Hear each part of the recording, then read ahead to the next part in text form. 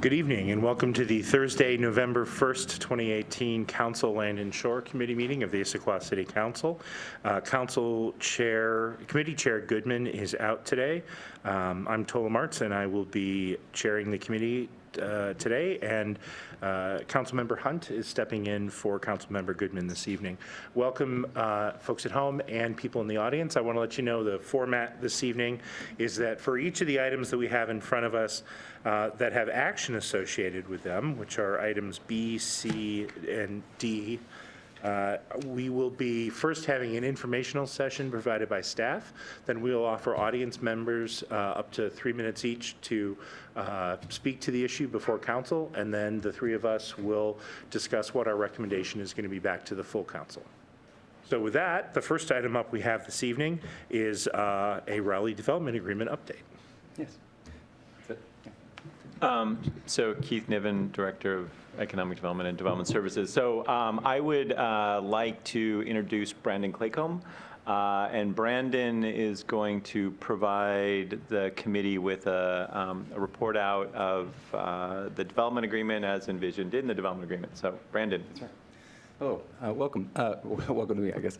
So we have 30 minutes for this, I think. And that's the target, but it will take what it takes. Okay, sounds good. And still no wine before it's time. All right, sounds good. Sounds good.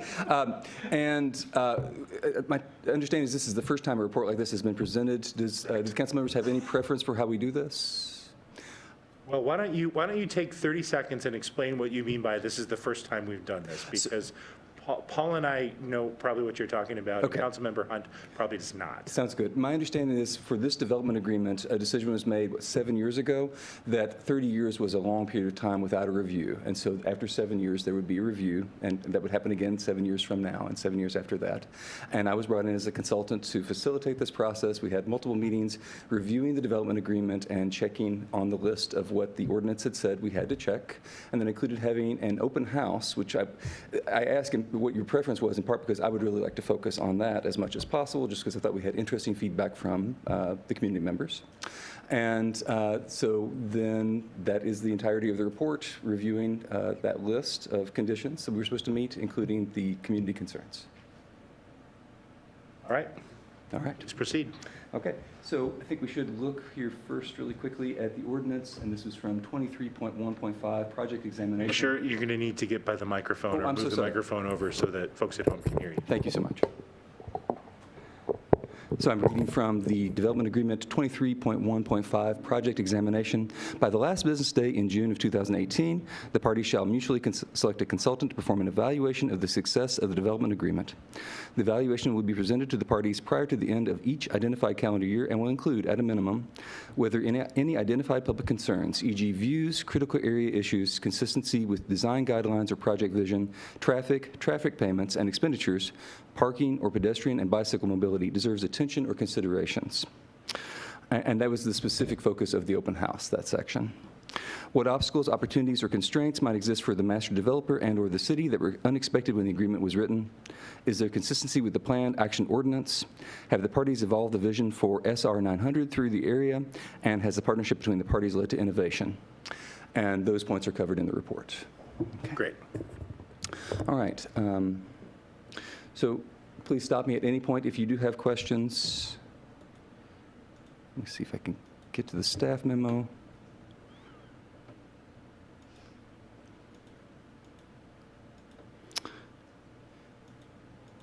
And I'm just going to go straight to the report. So on unexpected obstacles, opportunities, and constraints, and we put these in priority order as we understood them, the permit processing, and I'm just going to read through this. I think it's the best way to cover it. If you would like me to discuss instead, please let me know. The permitting process has been slow and unpredictable. The city implemented changes in Q2 of 2018 to address this constraint, including creating an ombudsman position, overfilling permit technicians, and adding a plans examiner. The city... I'm going to stop you. I don't think you need to just read verbatim from the memo. Okay. Just talk to it. Sure. So permitting processing has been very frustrating, and the city has taken steps to address this. And so that's really where we left this point. Everyone agreed the process was still frustrating, but I think appreciation was given for the efforts made to improve the process. Okay. Before we go on, Councilmember Winter. take one step back for me and Please. and just explain for me the process that you went through. I understand that there was a public meeting, an open house, whatever you have. Yes. Just tell me more. I thank you for reading what you did. Sure. Tell me, The process of how we yeah, what developed the did you go report? through to get to this point? We had multiple meetings with both city officials and members of Rowley Properties and just reviewed the conditions of the development agreement and discussed what had been accomplished and what the problems were. Okay, and it was just a matter of going through the terms of the agreement. There was no framework to work through. It's just that whatever they brought up or whatever the city brought up and everybody talked about them and that's it? No measures, no So I framework? think if you go back to main body, Brandon. Sure. So those bullet points that are listed in 2315 was the framework. So we specifically addressed those bullet points. Staff and the Rowleys, bullet points 2, 3, 4, and 5. Bullet point 1, as Brandon mentioned, was really more, were there any public concerns? And although we could talk about that, we gave the public an opportunity to share those with us at the meeting we had on the 25th. So and as Brandon mentioned, this is the first one of these. And so part of this conversation is getting some feedback from at least the three of you on whether you think we've satisfied the intent of the project examination or not. That seems like that's a big question we'd like to get some feedback on. And if we have, if anything was identified through the examination that's worth follow-up. So I think that's kind of really the purpose of this discussion tonight is, did we satisfy what was expected in the development agreement? And is there anything worth further conversation or possibly addressing prior to the next examination 7 years from now, 2025? Thanks, Keith. 18 plus 7 is 25, yeah. Yes. On the concern, thank you. On the concerns regarding the permitting process, are those concerns expressed from the open house by the public, or those are concerns from the developers that were expressed? Okay. So then when you go back to those list of constraints and obstacles, those are from the developers' side? Yes, that is correct. Okay, the landowner. The citizen comments come later. Great. All right. Continue. Thank you. On road requirements, so I'm trying to think of the easiest way to say this. I'm just going to use some of the phrasing from here. Mixed-use urban forms require construction of 1 to 3 streets because of having multiple backs to the buildings. The concern was expressed that this makes some building cost prohibitive. And how, I'm sorry, how has that changed in 7 years? Was that not, sorry, what changed during the 7 years about that? I don't think that's an expression of a change. That's just a response to the development agreement, I suppose you would say. Okay.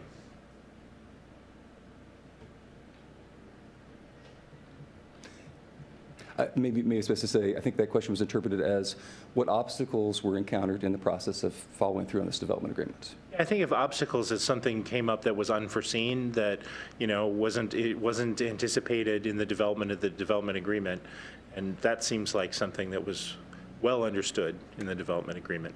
I understand your response. Credits for fixtures. So the developer expressed a preference that these credits be incorporated into the city's water comprehensive plan.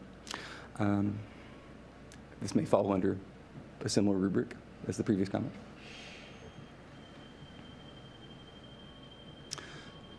And then city street standards. I don't know if this was foreseen or not, but I think in the course of the development and actually using the property that has been developed, the discovery has been made that these city street standards are difficult for bringing in large delivery trucks and buses. Okay.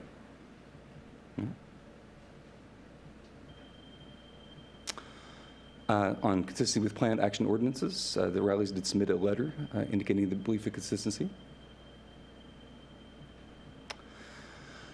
Vision for State Road 900. This was an interesting topic that we handled carefully. I think the upshot is that the parties to this agreement are not necessarily in position by themselves to have a vision for SR 900. Could you stop just for a second? Certainly. So planned action ordinance. Yes. Are you going to talk to us about that? And, I mean, What do you want to know? So, I want to know whether so there's an element of this review that includes planned action ordinance, and saying the developer believes they have met the planned action ordinance seems Yes. like a low bar to cross. So, there is, so we talked about this one and how to provide some evaluation of whether or not this had been accomplished. Our initial thought was to get the consultants that worked on the planned action ordinance for the Rowleys to assess what has happened up to this point through this first 7-year process and give us a letter that says whether they thought it did or did not meet the expectations of what they reviewed under the EIS. Unfortunately, the people in the firm that worked on the EIS 7 years ago are no longer there. And so it was either give something to somebody that didn't work on this 7 years ago and see what you get out of it, or have them do a self-assessment. So the Rowleys provided the letter, and that's attachment 1 to the memo this evening, where they indicate that they believe that what has happened has been consistent with what was envisioned in the planned action ordinance and the EIS. And I think that's open for a conversation if the committee would like to have a conversation on it. Does the administration concur? Administration concurs. Okay. If what you're asking, Tola, and I would agree with, I think it's great to get the property owner developers' perspective, but yeah, where I sit in my chair too, I would greatly value hearing the assessment, from staff as well.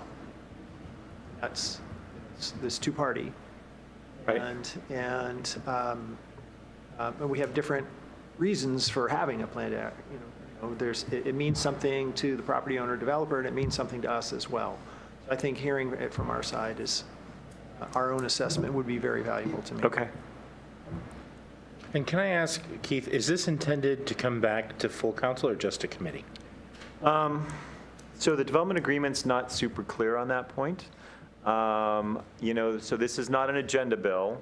This is not even an ID. This is a staff memo, like bottom of the list. So if we get to the point where the three of you would like a presentation to the full council, we could do that at a cow. Or if you felt like it was more of a discussion item, it could go to a work session. That would be, I think, something that this committee could opine on and give direction to the administration. If at the end of if at the end of Brandon's presentation, y'all go, we'll see you in 7 years, then that would be that. Now, I think the expectation is, since we sent this to this committee, the other 4 council members would receive a copy of the memo as well. But if you would like a presentation to go beyond this, that would be, I think, up to this committee to give us direction. All right, well, let's see how the rest of the presentation goes, and we can revisit this topic. All right. So back to SR 900, I think the easiest way to put it is simply that the parties in this meeting didn't feel that they could develop a vision for SR 900 that actually requires state involvement in some way. And so the request is made, if the city is ready to lead on that, wonderful.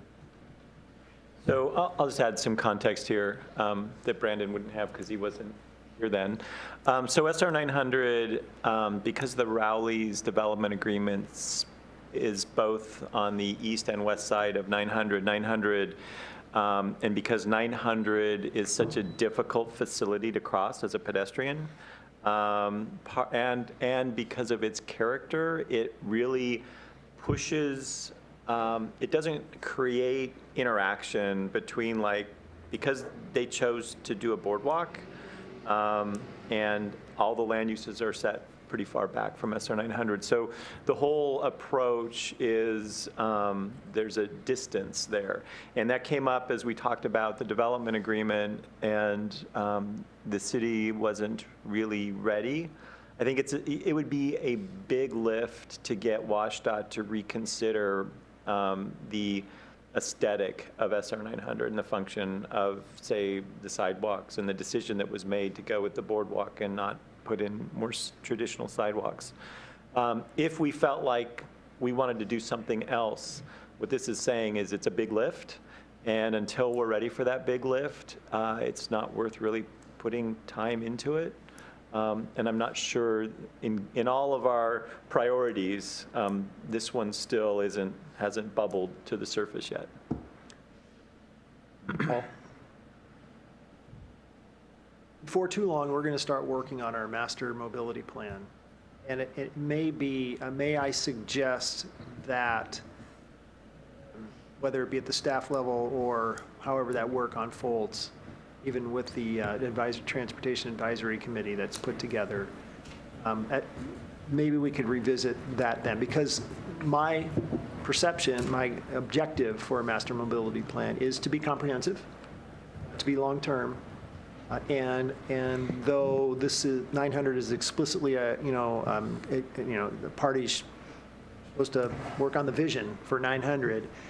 It's a critical corridor within the city, and this could just give a little bit more impetus for the master mobility plan to address that. Okay, it's a good idea. Please proceed. Thank you.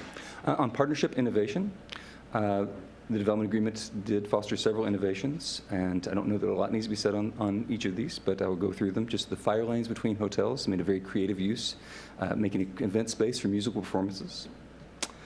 Light pole bases, rather than being left concrete, were treated with sepia-tone photos to create a public amenity. Sidewalks, trail map, and trail cards in the Hilton Garden Inns, particularly in the Trailhead Cafe, to facilitate that form of mobility. A charging station for electrical vehicles.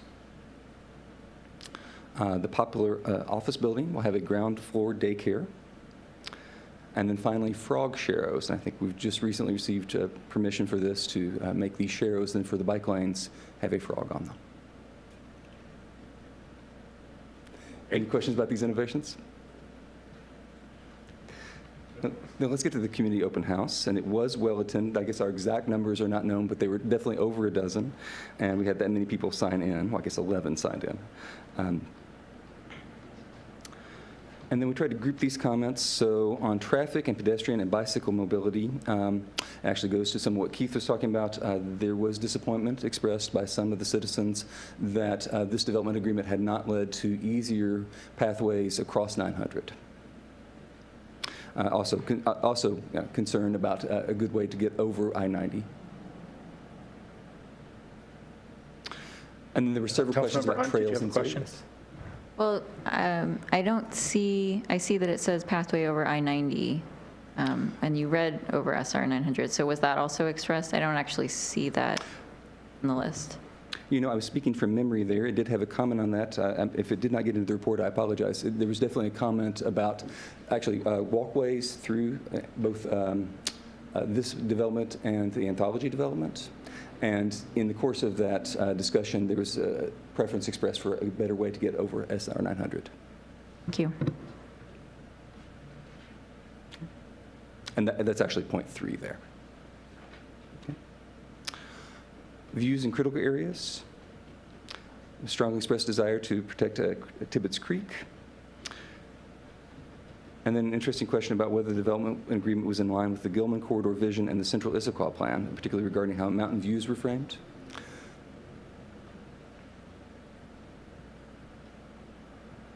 As a facilitator, I would say that the visuals from the materials that Rowley provided answered that question to everyone's satisfaction as well as I could tell, and I asked it several times. And then finally, consistency with design guidelines and other process issues. There was one particular question about the Poplar development and how it exemplified the development agreement's design standards. I think we were particularly talking about the curbs, but I think that question was answered successfully. And then the final two questions I will read, if I may, because they weren't ones that we answered there. The view is expressed that development agreements such as this one should incorporate relevant portions of the City of Issaquah Strategic Parks Plan, specifically in order to enhance the city's green necklace. I think that goes to Councilman Winterstein's point. And then finally, the view is expressed that 7 years is a long period for reviewing a development agreement, and that the City of Issaquah should consider 5 years as an alternative.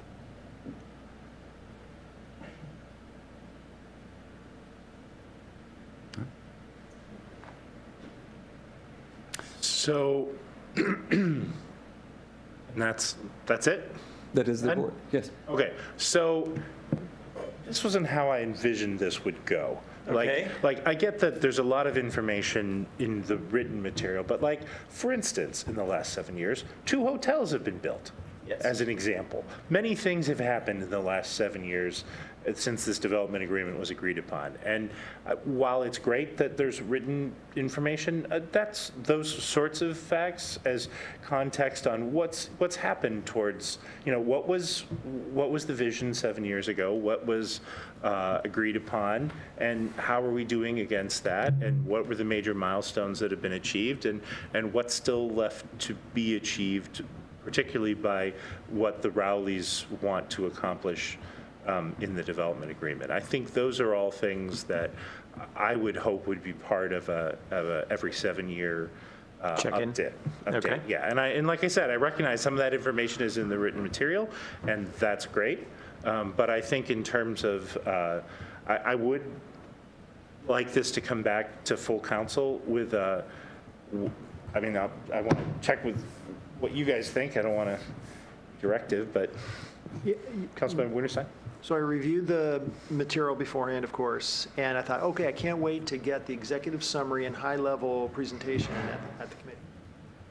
Because this just goes right down into the details. And I would echo, when the city agreed to let's do a development agreement, and when Rowley said, yeah, we want, you guys, when this came together, there was a give and a get on both sides. There's benefits for both, and it's long-term and it's significant. And we've done, we have some experience with development agreements. We've done some before. They all are different and have unique attributes and goals.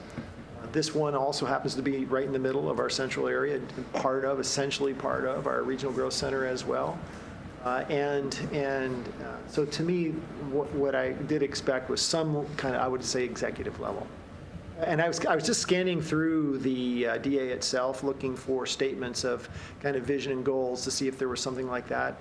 It's not organized that way, and so if there is, I don't want to have to invent them. I don't want to make something there. But obviously, if there is something from a city's perspective and from Rowley's perspective as well, is like, this is why we did this. This is what we're hoping to achieve. Let me tell you from an executive level, this is how it's going.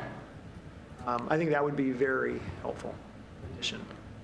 And it's great to know, hey, there's the sidewalks need to be curved or whatever it is, right? And we want frogs somewhere. That's good stuff. But that's kind of okay. Now here's some specific things and opportunities, at least where we think we should tweak it. Those should be part of an outcome of an overall review. And I know the language is in there that says address these things, but made a lot of sense 7 years when we.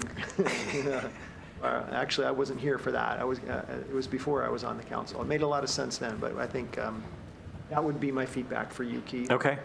Consideration, and I don't think this is an elaborate thing. But I certainly know that the Rowleys have some vision they're trying to achieve. And I'm sure, Keith, you have memory of it because you were involved back then as well, because it was MDRT at that time, I believe, right? Yep. Why is this good for the city? Why are we doing this?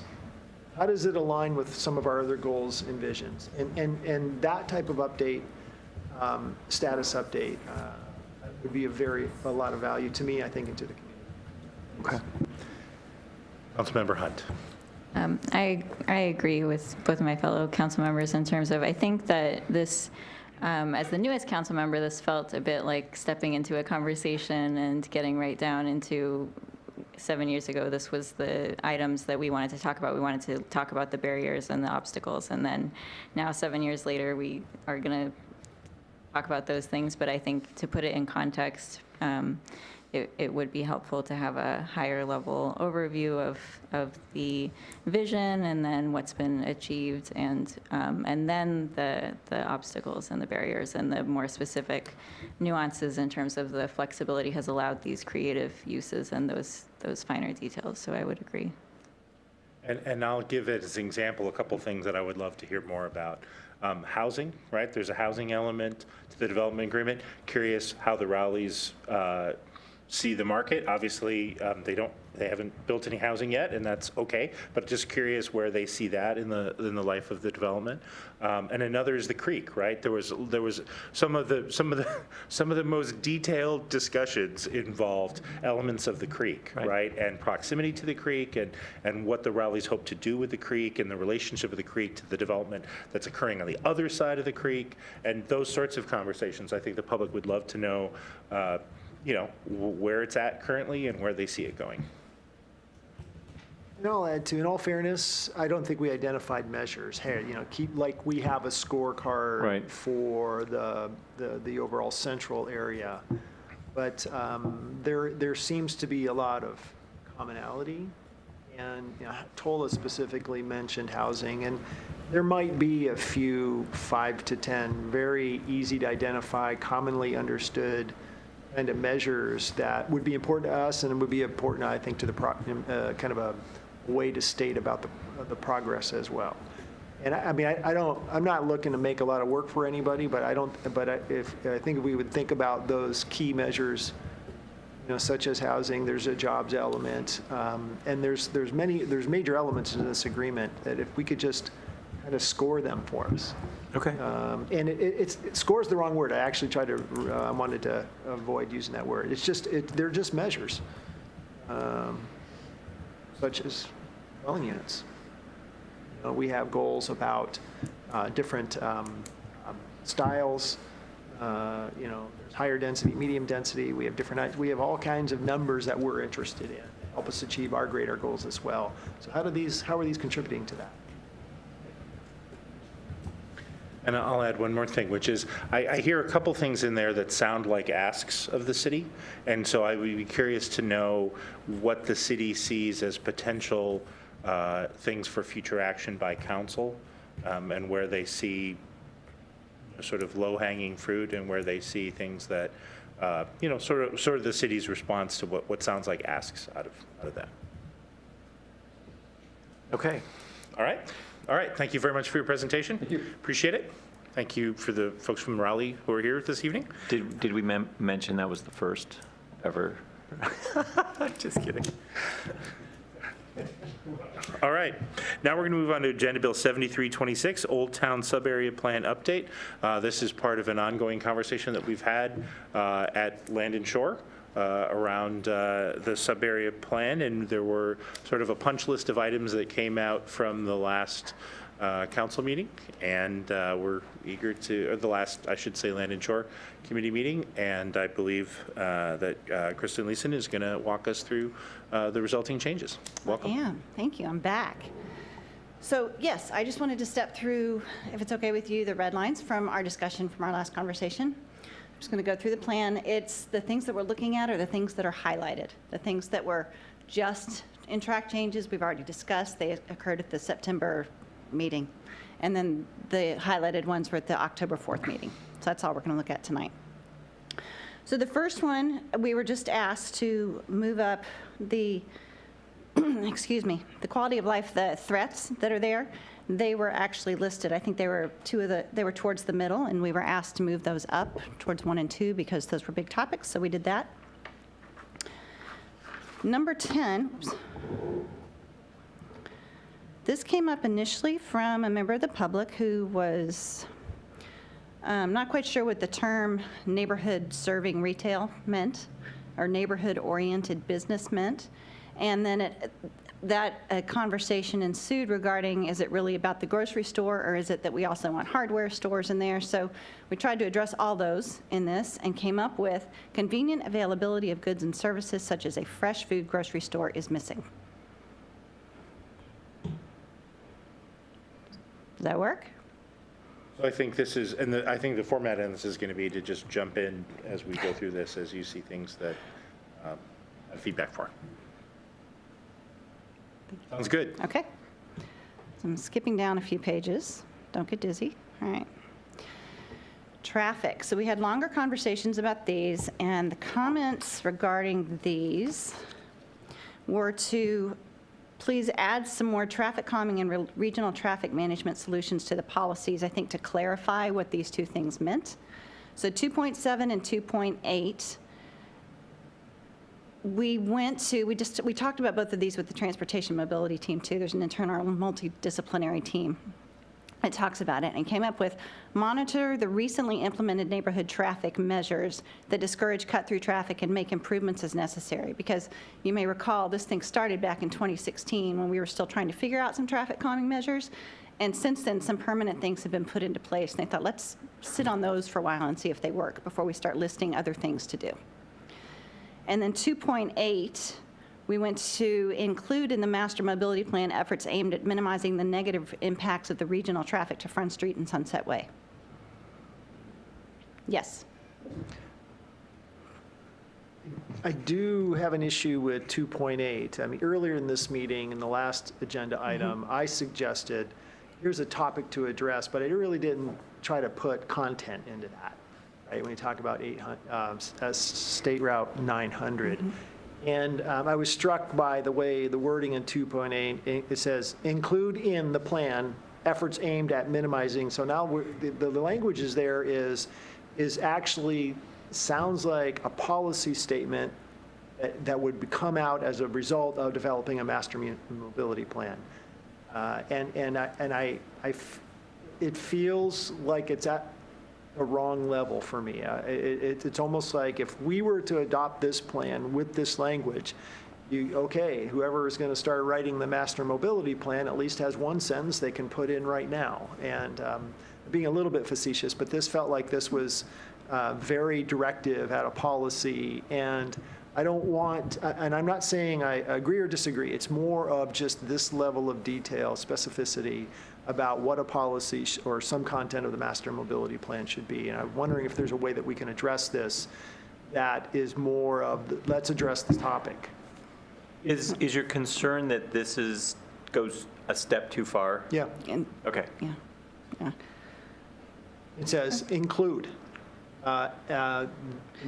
Include in the plan efforts aimed at minimizing negative impacts of regional traffic. It's kind of, I think it should be more of an expression of kind of aspiration and let the master mobility plan unfold the way it needs to fold, knowing that we may have a sub-area plan that's expressed, certain outcomes that we would hope for the area. Could it be as simple as changing the word include to consider? Sure. Good. Okay. You get, so thank you for that suggestion. I think with all those 500 words that I use, you distilled it very simply. Okay. What I was trying to grasp and say. Okay. Oops, dropped my pen. How do my colleagues feel about that? I'm curious. I'm just talking out loud. Councilmember Hunt? I think that I understand the concern about mandating that something go into a mobility master plan within this plan. But I also think then if we say consider, then the action is to consider doing something, which is, I think, maybe weaker than what I would like to see. I think a more active action in this sentence is warranted. Okay. Well, okay. So, golly. So, one of the things is, one of the questions we're going to have before us tonight is, are we at the end of this meeting going to have this in a state that we can bring it back to full council for final approval. It would be nice if we could. If we can't, we can't. We'll sell the wine before it's time. But I I tend to think that. Let me ask Keith, for plans like this, when we have done them in the past in the city, are we more inclined to suggest it could be these sorts of things, or is it more inclined to say will include? So, I guess I'm going to start by saying I think I agree with Paul. Because we haven't really started master mobility plan conversations, this seems a little bit premature. Having said that, I agree with Vicki as well. I hate the word consider because it's non-committal, right? And I think what we're trying to do is to get something beyond that. And so I think the question is could you change it to say, take actions aimed at minimizing the negative impacts of regional traffic to Front Street and Sunset Way, and not be specific to the master mobility plan? I'm okay with that, Keith. It could be, we could strive for the master mobility plan to include to identify efforts aimed at minimizing the negative impacts of regional traffic to Front Street. We can strive for the master mobility plan to include that. It's not as committal, but it's a little bit stronger than consider. Councilmember Hunt, would you be okay with that language? So could you restate the language one more time? I said strive for the master mobility plan to identify efforts aimed at minimizing, and then fill in the rest of the sentence. It's just a stronger. I hear what you're saying. I agree. Consider. All depends on how you want to read it. Consider would still be okay. We said we would consider. Let's do that. If you want to make that stronger, I was just trying to grab something that showed a little bit more, I guess, resolve behind this policy statement, but still without kind of crossing over that line of saying, oh, by the way, this is going to be in there. I think that captures the intent. I also think that the overarching goal, invest in improvements to manage both regional and local traffic, does show that resolve at higher level. Okay. Sounds like we have clarity on direction going Okay, so forward. strive for the master mobility plan to identify. I couldn't read my writing. Yes, okay, and then the rest of it. Okay.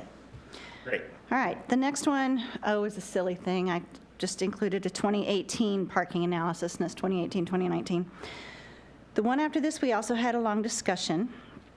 It had to do with parking and what the real issue is there, and that they're at a disadvantage because their parking standards are much older.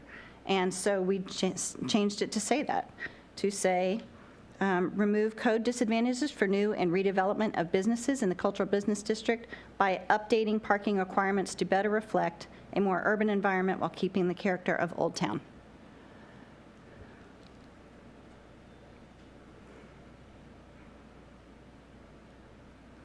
Nobody's. Councilmember Hunt.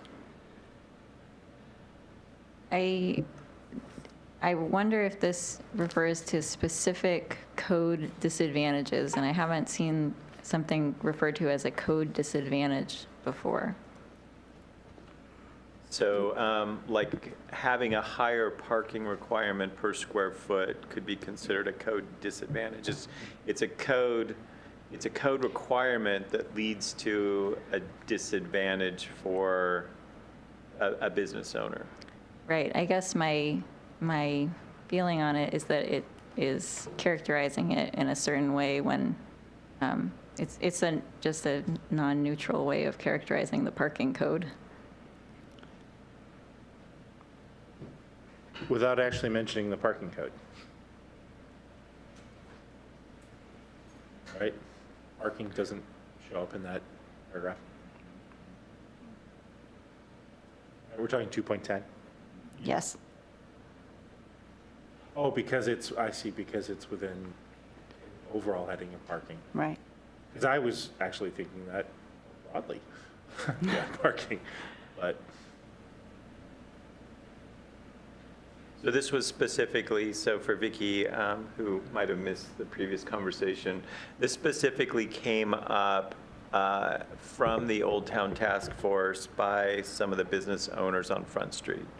I think their perspective is their parking requirements are less advantageous. I think what we were trying, I think they see themselves at a disadvantage to other places in the city.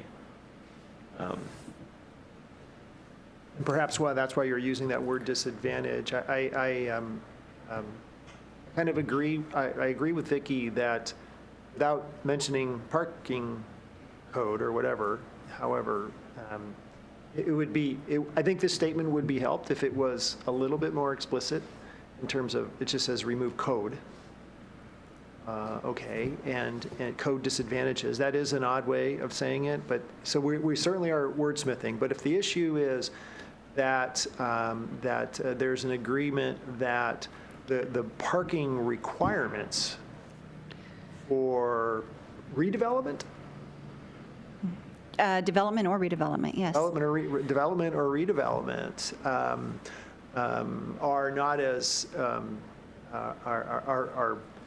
are not in alignment with other areas of town where we are encouraging economic development and they're, we're seeking some type of equity of opportunity in terms of parking. So That's what we're trying to say, then say that. So something like amend parking regulations that remove disadvantages for businesses that would enable them, to redevelop or develop. It's not totally there, but the beginning was. But Was the goal to try to get an alignment with what we have elsewhere? yes, Yes. So we can say that. However, I do want to discuss, and these are actually my two main points in this whole thing. The one I mentioned earlier about the master mobility plan, and it's actually the use of the word urban in this particular context, a more urban environment. You're grinning. I had a feeling this might come up. Oh, yes. okay.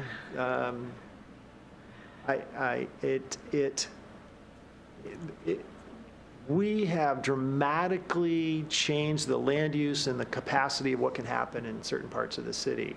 Specifically because we believe Issaquah has a role to play within the greater region for managing growth, that the legacy patterns of growth are non-sustainable, and that having higher density in regional centers and connected to regional transit we have a role to play in that. And at the same time, it's an economic development play for that part of the city while we can preserve our existing neighborhoods. We haven't done that here. We're trying to actually preserve a character, and we're not adding a lot of capacity. This is not about creating something new that doesn't exist today. A lot of it is about preservation, and yet still evolving to do what's right for the citizens, the city, and landowners, business owners, and their customers. And I think characterizing this as a more urban environment. I don't have to get hung up on this word, but I did want to make that speech so everybody could hear that. But it seems to me that if we start talking about the cultural business district, the CBD, as kind of this, now we're kind of urbanized along the lines and mean the same thing what we're trying to do in the central area, I think we're going in the wrong direction, thinking the wrong way, if that's the way we want to think. Councilmember Hunt, any thoughts?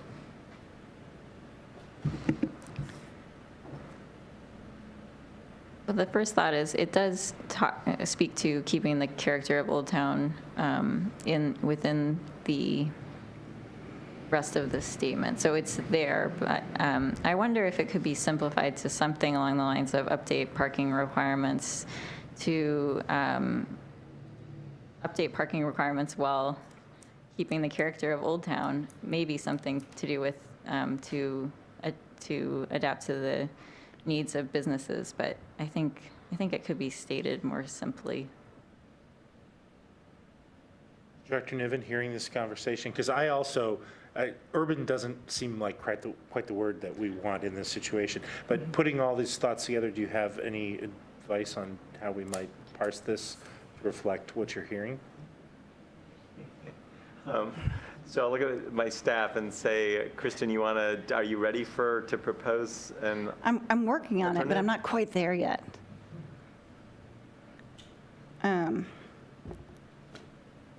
No, I'm not quite there. Maybe you guys could help me wordsmith it, but something like amend the parking requirements that better help businesses.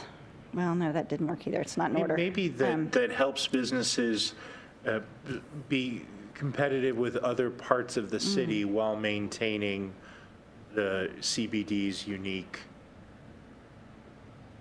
something. I like the competitive with other parts.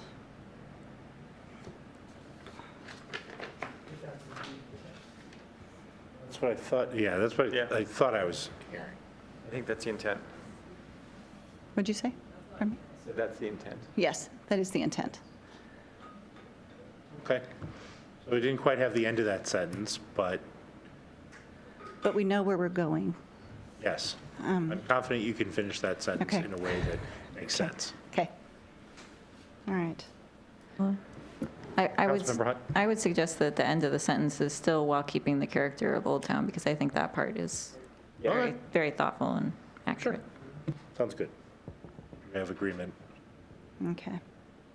amongst the three of us. Okay. Great. Great. So moving on. This encompassed a few topics. One was to go beyond just Memorial Park. One was to include, it was to link it to the strategic plan that has just recently been adopted, the park strategic plan. And it also we had a long conversation about finding ways to use these spaces that we purchased that are not developed yet as interim uses. So we tried to capture that in all of these, and I did have a conversation with the Parks Department about the strategic plan and what's there, and they were good with this. But implement recommendations from the Issaquah Park Strategic Plan, including interim and/or long-term improvements to trails, Memorial Field, pedestrian park, Front Street South, properties, and Confluence Park. Is Park Strategic Plan the name of the document? It that is. We moved away from Prost. Okay. Yeah. Yes. All right. That capture all those? We good? In agreement? Okay. We were asked to change this one to add the Downtown Issaquah Association and just say support, not continue to support. So, did that. Did you hear how many applicants there are for the executive director of Visit Issaquah at this point? 72. Nice. Wow. Keith, And you're only allowed to apply once. we were asked, as we were in the policy back in September, we were asked to expand on the sidewalk use district and what that meant here. So we added to afford Old Town businesses the same predictability that was given to retailers in the Highlands and in Rowley. And I believe, here we took out including Issaquah treasures because it just didn't make sense. We were asked to do that. And that's it. Councilmember Hunt.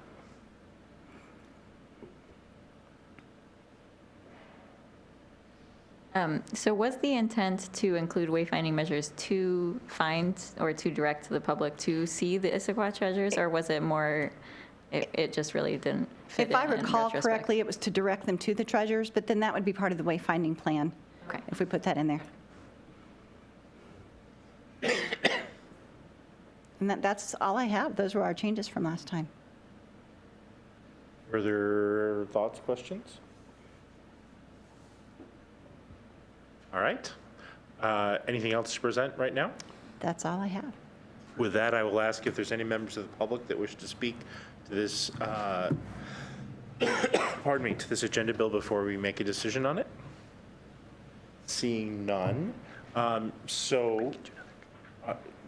be great. But before you do that, so our options are to have it come back to Linden Shore, or to bring it back to the full council with the changes that we've discussed here this evening. Are there any other options that the administration wants us to consider? I was trying to read the language in the bill and it was a little. Okay, I don't think so. I think we are hoping that you send this back to full council, regular business on December 3rd. No, I think it's No? November 19th. Can we get it back that quick? Yes. Wait, it's not due for another week, Oh, so we've got sorry. time. I'm messed up on dates for a long time. So what do you think? First, Councilmember Winterstein? So there's an advantage, just to jump in before you say something, Paul, to give you just one more thing to think about. So right now, trajectory-wise, I think we are hoping that the budget will be at the full council on December 3rd. So I think the hope is if we can get Old Town done in November, that could be kind of off the plate, which leaves then December 3rd for budget and whatever else might be there. And then the hope is on the 17th that there'll be very few big things. We're trying to do something different than we have in the past couple years, which is the last meeting in December is a doozy. So. Thoughts? We sent it here with the goal of actually having it back on the 19th. Yes. I think that's achievable.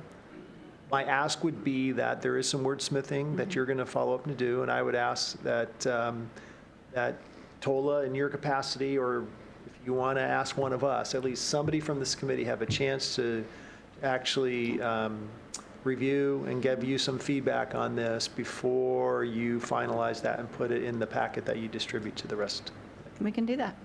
And serving as substitute for Councilmember Goodman, I'll be happy to do that. Thank you. Okay. So, yeah, I'm good with that. Member Hunt? I did want to, in our packet, there is a memo about the mitigation of tear downs, which Yes. was something that was discussed previously by this committee, and I wondered if you could briefly summarize that, and if there, I believe there wasn't a specific change recommended by the administration on that wording, but there's a lot of explanation behind the motivation for the wording, and so I wonder if you could briefly go through that. Correct. So the policy, I'll read the policy, I don't have it up here. So the policy that was being discussed was retain and increase the supply of housing in Old Town by implementing the housing strategy work plan, including providing a variety of approaches to limit and mitigate tear downs of residences. That was the specific piece of that policy that was being discussed. And the question was, what really is the intent of this policy and what were the public comments? So that is what the memo, couldn't think of the word, what the memo addressed. It was put in there as part of, as a big part of the conversation of the housing strategy. Felt like it applied specifically to Old Town, so it was included in the Old Town plan. When we went back and we looked at a lot of the comments, during the housing strategy, the conversation revolved much more around affordable housing, but it also talked about character. It talked about both. When we got to Old Town, the conversation was really directed more at character. So what we decided was if you're going to mitigate tear downs, that's really a historic preservation piece. There aren't that many houses in Old Town that are eligible to be historic landmarks, where that could be restricted. Otherwise, it's very, very hard to restrict that on somebody's private property, whether or not they can tear it down. So and the other option is what we've talked about most of this time is addressing this through design standards in Old Town, which would be addressing the scale, the setbacks, the height, the bulk, and then getting into facades and how it's designed, architectural standards. And that's where we had it in the Old Town plan, and that's what we're proposing to keep now.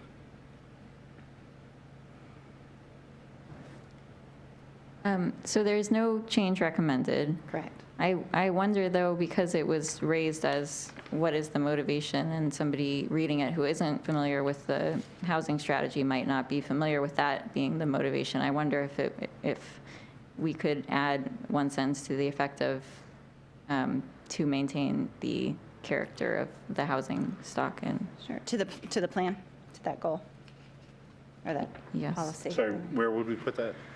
With the mitigate tear downs policy. Can you go to that? So, yes.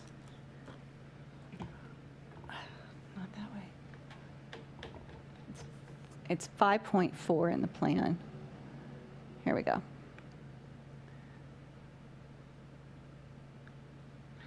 So Sorry, what's the proposed language? retain and increase the supply of housing in Old Town to maintain existing character? Is that where you think that might fit in?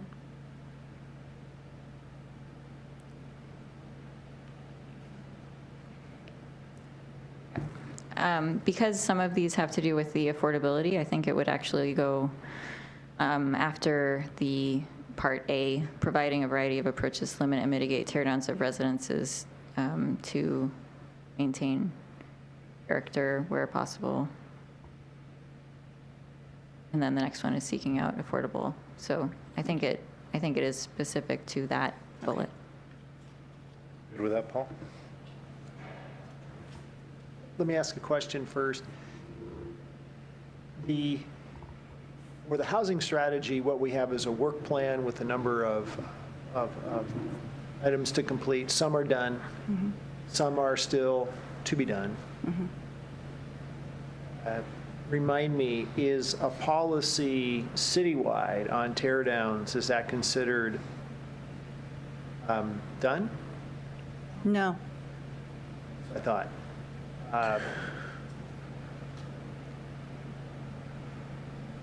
I heard your words earlier, the context of tear down about preserving character.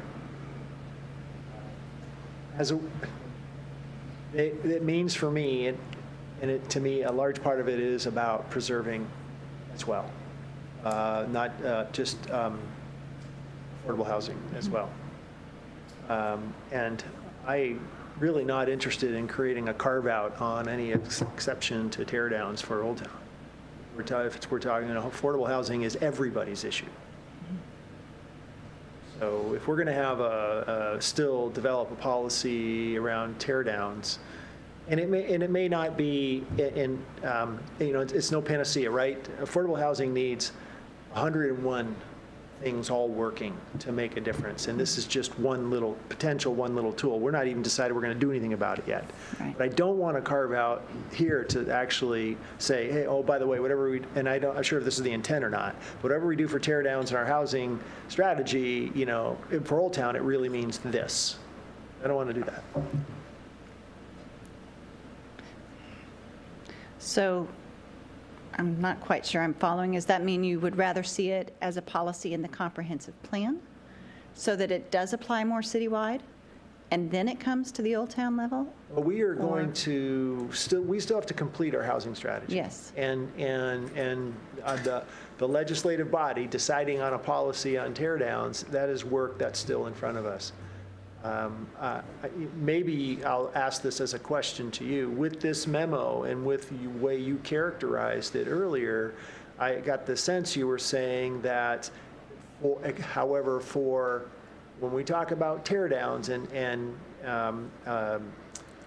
the context of Old Town, it doesn't apply to what the housing strategy is going to do. It means this for Old Town. And I don't want to do that. I don't want to have this sub-area plan preempt what we think might be best citywide strategy for tear downs.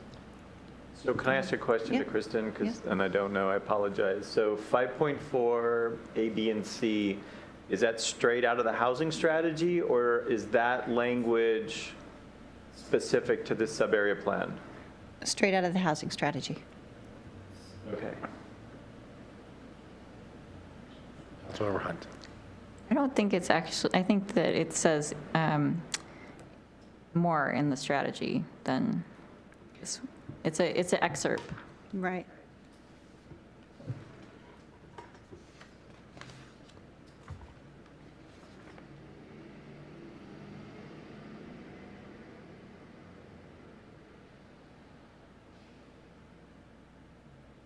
So to clarify, my intent with adding something, it would be to make it clear what the motivation for having this wording is, because I think that was discussed in our previous meeting about why are we limiting tear downs, and, in all instances, or is this particular to certain instances, and does that always apply? And so I think just to give a motivation for explaining a little bit more, so you don't have to refer to the housing strategy plan to see that motivation, that was my intent. So maybe that's not the right ending for that, but the intent was to clarify the motivation. Okay, and just to be clear, so each A, B, and C, those are each different strategies in the housing plan. So they're not in this excerpt, because this one had to do specifically with A, but the other two are strategies in the housing plan.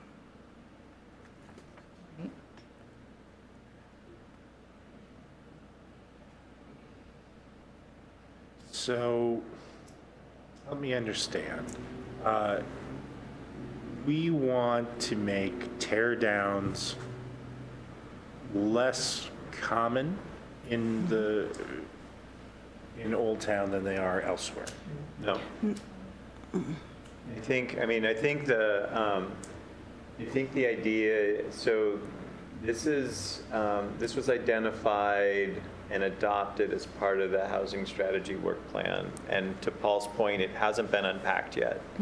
I think when we get to a conversation about tear downs, and, right now, so limit and mitigate doesn't say prohibit. And it is, how far are we going to go to limit? Are we putting code in place? Are we using incentives? That conversation hasn't happened yet. I think, to Kristen's point, Old Town was clearly in mind as part of the areas that were in jeopardy of transforming when the three commissions got together and talked about this. And Vicki, please enter in if you want, because you were part of that. But I think similar, in my mind, we're kind of in a space with this because it's similar to the conversation we had about the master mobility plan, in that, I think it's fine for 5.4 to reference the housing strategy work plan, but maybe that's as far as it needs to go, because the plan is the plan. The plan is the plan, and what comes out of the plan will be what comes out of the plan. They don't know that right now we think Old Town is any different than other neighborhoods in the city, which might be equally susceptible to tear downs. So maybe it just should say retain and increase the supply of housing by implementing the housing strategy work plan, period. As it pertains to Old Town. Councilmember Hunt? I think that would be a good way to address this concern. And I think also, if you look to the housing strategy work plan draft currently, there is wording which addresses some of the concerns about in which cases is this applicable, in which cases does it make sense, in which it doesn't. And so it says, for example, I believe, encourage the rehabilitation, relocation, or reuse rather than demolition of existing structurally sound housing. So it's explaining a bit more what the context is. And so I think that you get that context and that fuller view from referencing the other plans. So I would be in favor of limiting it to reference. So if we take out A, B, and C, and just say retain and increase the supply of housing in Old Town by implementing the housing strategy work plan, would you like to continue to keep your piece in there that says to maintain it in a way that maintains the character of Old Town? It was in there earlier for A. I didn't know if you wanted to keep it. I think that is throughout the document pretty Okay. clear, including in the goal directly above. Okay. Agreement also? So you're striking A, B, and C, and you're just making that small amendment to 5.4 opening sentence. Yes, it just ends with plan. Okay. We're in Thank you, agreement? Keith. Thank you. That is the perspective. There is a, it does kind of match that conversation with the master mobility plan. And we do that all the time, right? We develop we have all kinds of frameworks, and we need to point to one another, and rather than superseding one another. Good feedback. Okay. Sounds like we're in agreement. Okay. Other questions or concerns? Good. Is there any public comment on this? I think I already. You Did I already ask But for then that? we had Yeah, another we came back. conversation, so you Yep. might want to. There we go. I'll ask again in case anyone has changed their mind on public comment. Nope, I don't see it. So are we okay with allowing staff to make the proposed changes? It will come back to me for review prior to getting put in the bill, and then coming back to full council. Yes. Yes, and I would ask, who will be would you then be the, what do you call it, sponsor? Liaison? Liaison? Council liaison for this bill? Yeah, I mean, If, you know, I'm just borrowing this chair, but assuming Councilmember Goodman agrees, I would be happy to be the council liaison for all this right, bill. I know you'll consider that. Okay. All right. Thank you very much. Thank you. Appreciate it. Thank you. Thank you both. This has been, there's been a lot of good crafting going into this. Next up, we have Agenda Bill 7643, Central Issaquah zoning for Old Route 10, East Gilman Boulevard, and intensive commercial areas with Trish Heinonen, Policy Planning Manager. Okay. This is an exciting one tonight. The background, this was the one that ended the moratorium, which is very exciting. But part of ending the moratorium with the district visions was 2 different areas were pulled from Central Issaquah. There were 15 parcels zoned intensive commercial, and there were 39 parcels zoned destination retail. This prompted a need to rezone those areas, and so we started a very thoughtful process to be sure that we would get it right. And as I say that, it's a reminder that both areas were upzoned for Central for the 2013. They both areas had reduced setbacks and greater amounts of impervious surface, so they were given a development bump through Central. So to get as much input and outreach as we could, we sent public notice to all the folks in the 2 zones and around the 2 zones. PPC had some great deliberations with the property owners, with the business owners. We had quite some very, very thoughtful meetings and with them all, and it came to you all in September for an ID work session. And these are the properties. The ones in gray to the north are those intensive commercially zoned properties that are pulled out of Central. And the purpley color are the ones that are destination retail that were pulled out. Just to give you a context of where they are. The recommendations, these are the same that you saw in the work session, except now option 3 is called the administration's recommendation. The numbers haven't changed, but the title of option 3 has changed. So it's now the administration recommendation, and that it's very similar to the zoning that they have now. The only change are the side, rear, and front setbacks, and as you may recall, the property owners in that area sort of wanted a little bit of a buffer from their neighbors because of all the unique kinds of work that goes on in IC and the unique kinds of uses that go into IC. So they had asked for a little bit of side and rear and front setbacks. For destination retail, again, the third column in option 3 is now the administration recommendation to change the name to mixed use instead of destination retail. And again, the zoning is similar to what they have now in destination retail. The only thing that's different is there's a front setback instead of a set 2 line.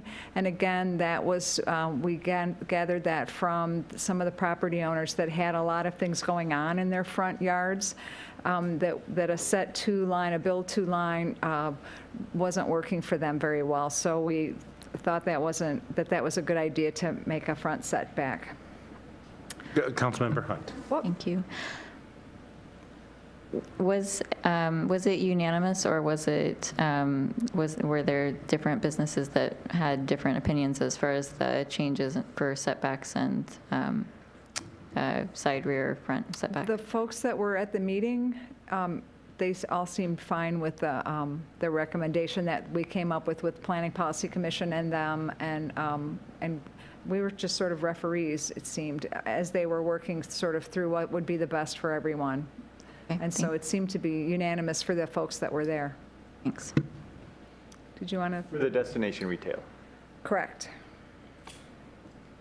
Did you want to speak to the other? No? Okay, never mind. The next steps, depending on how you all feel about tonight, is we're hoping that you review and send it back to the full council, because remember, you all changed the deadline for this from August, and now the deadline is coming up at the end of November. So we're hoping to get this done, if possible, on the 19th of November. Councilmember Hunt. Were there mixed opinions as far as the intensive commercial then? And can we get a summary of the mixed opinions on those from the conversations? So I think you might hear some public comment this evening from one of the property owners who would have rather we left the setbacks at 0. And in the meeting with previous, previous meetings with the businesses, there were also consideration that some of them wanted to have the more space. When you're talking about some of them wanted to have more of a buffer between the businesses. And I believe there was someone that wanted the base height to stay at 48 that they have now. Wasn't there one? Yes. Okay. So I That's think the setbacks and change. building height, and they may tell you if there's something else, because it's been a bit since we've if there's talked. some- So That's the one that I remember, you know, is the this the one, base height. This one was a little bit harder than the destination retail in our minds, because, you know, where it's located and how the businesses are using the properties now. Most of the properties are being used for very auto-centric uses. They have delivery trucks, they have surface parking. And so as we tried to figure out how the standards should play out, you know, I think we landed at a space in option 3 where most of the property owners thought that was a good outcome.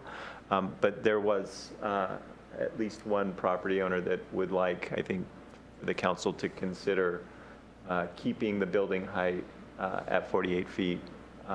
And which is the difference between 40 and 48 is another story, really. You can't get 4 stories in 40, but you could get 4 stories out of 48.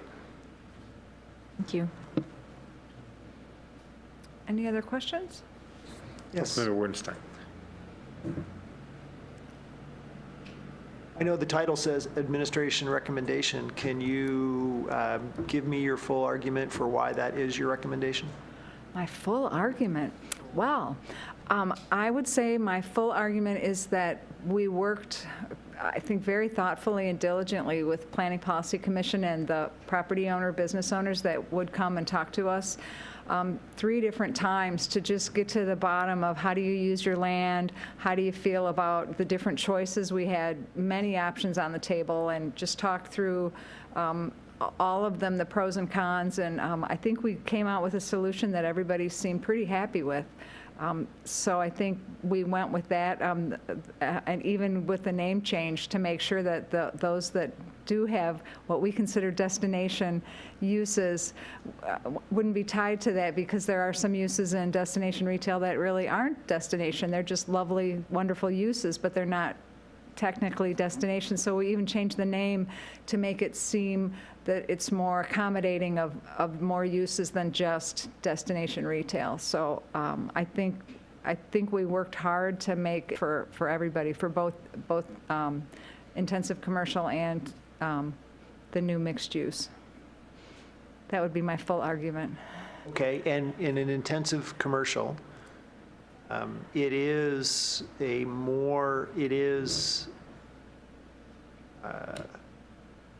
in height and with setbacks, it's a more substantive downzone. And the So, administration is recommending that. so again, I think as we talked about that part of town, you know, whether or not we felt like 4 stories made sense given kind of the existing development pattern.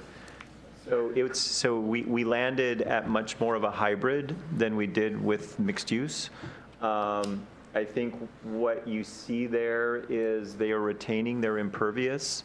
So the argument that we heard from the property owners is, you know, that part of town, the IC zone, it's really the one place in the city where you can do a lot of uses that you can't do anywhere else. Manufacturing, automobile, kind of storage and repair. So it's valuable. And things like setbacks take property away from property owners.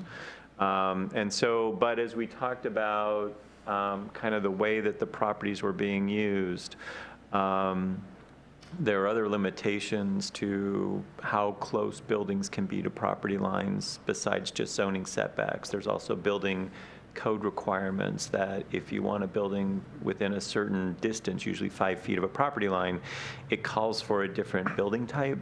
And so as we kind of just talked about the outcome here, I think what we did is we gave on, what you can see is we gave on the rear setback, we reduced it from, well, it got bigger. I mean, it hit the mid-space, basically. What it used to be before the upzone to central was it was 10 feet, and we kind of compromised at 5.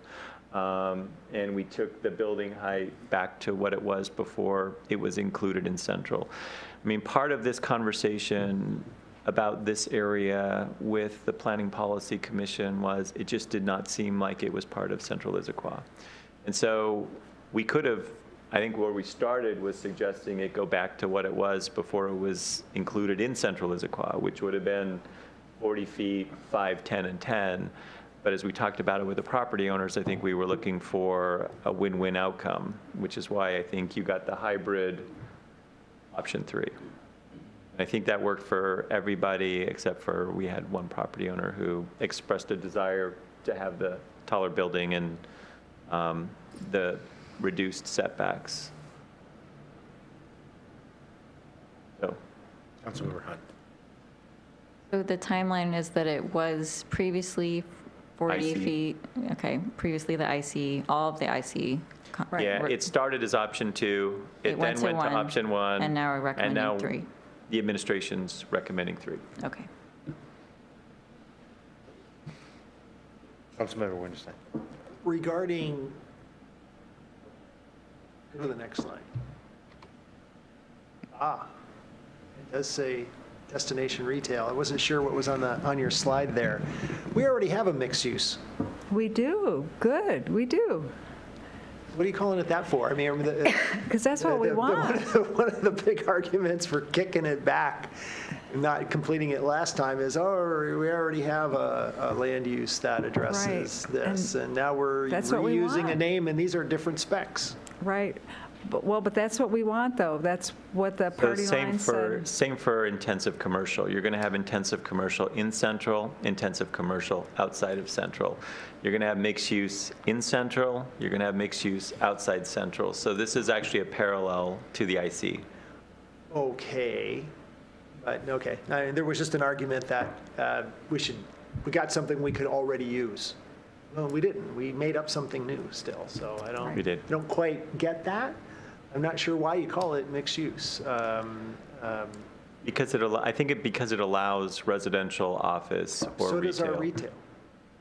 Right. Straight retail zone? Yeah, what it was before. It wasn't, before that, retail Right. zone 2 allows mixed use. Right. That option 2, what it was originally under retail, did allow mixed use.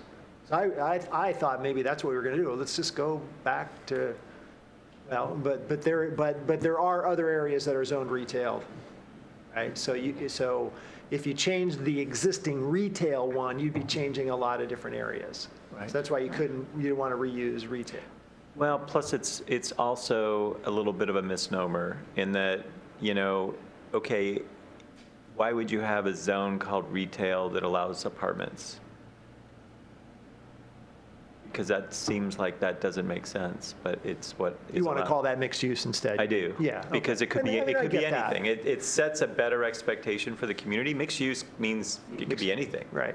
And that zone really allows anything. Totally agree with that. When I realized retail allowed for mixed use, I thought, okay, that sounds fun. I mean, allows for dwelling units to be Yeah. built on a building. I realized, okay, it's called retail, I'll think of it as mixed use. But I'm just, okay, but just the fact that you're using this name, now we have two. Yeah. We really, it's great, we're trying to minimize confusion, but we're creating it.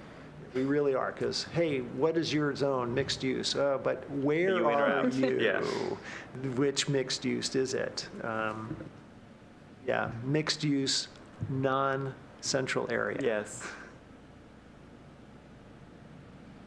There you go. Questions? NCA could be the little title. Voice series. Yeah. Well, Sure. Whenever you have to qualify something, look at the title in the table. Option 3, quote, mixed use, outside central area. You're already trying to avoid the ambiguity and that would happen if you, so that is my recommendation, is you formalize that. First of all, what do you, Councilmember Hunt, what do you think of that suggestion? Or is the suggestion to change the name of the zone? Yeah, I'm suggesting to make it more clear that we add another qualifier on that. Mixed use, it says, like I said, it says outside, just whatever. Outside central area, not in central areas, just something.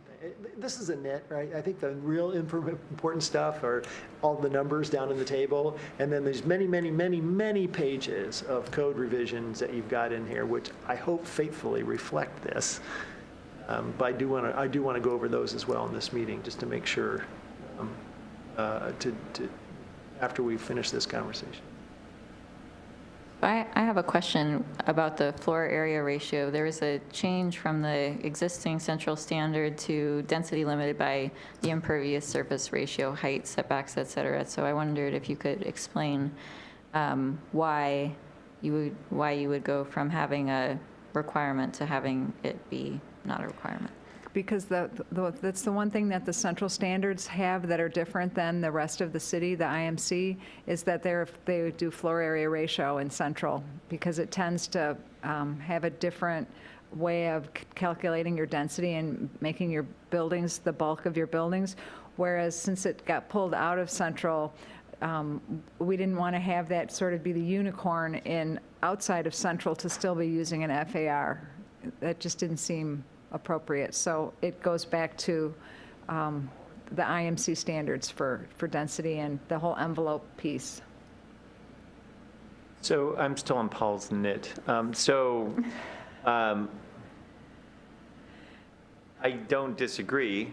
I think what we're trying to do is have less ambiguity, and the worst thing is to get new planners in, and they're trying to figure out, is that mixed use 1 or 2? So is it as simple as mixed use 1, mixed use S1, mixed use S2, one's in, one's out, one's purple, one's maybe chartreuse? I know the map's gone, it's killing me. And for IC, is it IC-1, it's gray, and IC-2 is dark gray? Is it that easy to just put a -1, -2? It's And certainly an different colors? administrative discretion. I think the administration, you have the discretion of doing that. That's my recommendation. I mean, Okay.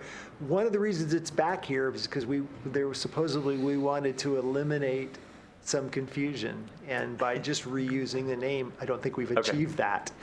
Otherwise, the terms are the same, right? As you last proposed, every one of these terms is still the same. Right. Councilmember Hunt? One more. I have another question.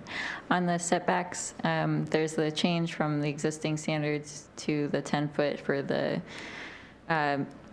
option 3 mixed use, and then there's also the change to the setbacks in commercial intensive. Are there instances where that change would create a non-conforming building, or there's no buildings that this would make non-conforming? No, So- not any more non-conforming than what was there with Central, because Central had a 0 build 2 line. So, and when we talked to the property owners in this part of town, they saw a concern over having to build to that front property line, which is why we went back to a front yard setback. So the front yard setback is 10, but that building could be 20 feet, 30 feet back from Gilman, if Gilman's their front. And, you know, I think they saw that as being more in character with what they saw for their properties. Didn't they have a 0 to 10? It's not up there right now, but didn't they have a 0 to 10 foot build to? So they could, Right, when they were built, though, because they were all built they under were built with this. the okay. retail Under the zone, so old they would have retail already zone. had 10. Yeah.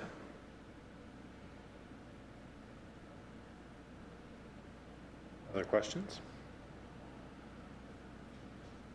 I do. Do Councilmember Winston? you have any comments or questions, Tola? I have had just- some, I don't on this Okay. topic. All right, now I'm gonna make an admission here. When it comes to actually updating our formal code and tables, there's a heck of a lot here, at least a lot of pages, right? And so my admission is I didn't do a really rigid reconciliation between the recommendation and then the proposed changes to all those tables. I just want to hear from you guys. I mean, obviously, at the end of the day, it has to be reconciled, right? It has to accurately reflect that. But could you just say a word about that? For the standards or for the uses? All of those many other pages. Well, for the standards, I'll start with these. I just went into the table, added another column for mixed use, put all these numbers in, changed some of the IC ones that were already there, and changed it to, I think the impervious surface changed for the outside. And for the land use, for the uses, made another table, called it a column in the table, and had all the uses that were allowed before, have them now allowed in Title 18. I was super methodical. It's very, yeah, and it's a mechanical thing, I get that. It's difficult to kind of read, it's very difficult visually to see, where you highlighted things, thank you, it's in the packet. But sometimes when there are strikeouts or underlines because it meant it was inserted, it can be really visually, it can be Right. very difficult to see Right. that. And so, I feel obligated to making sure that that table and all that detail is correct. But I really am very dependent upon the edits that you've made Right. to be exhaustive and complete. And the other thing that might be, not to use the word confusing, but it might be confusing is this amendment has the table of permitted land uses with destination retail all removed. And in about 10 or 15 or 20 minutes, you're going to be looking at amendments to that table that came a few months later that have different ones removed. They still have destination retail removed, but they have uses removed. And so like at the end of the day, when all of the amendments are made to that table, the final one will come out. So you're seeing two different versions of that table tonight because the amendments are in two different stages. So many uses, yeah. Yeah, there are a lot of uses. All right. That was my other kind of comment request.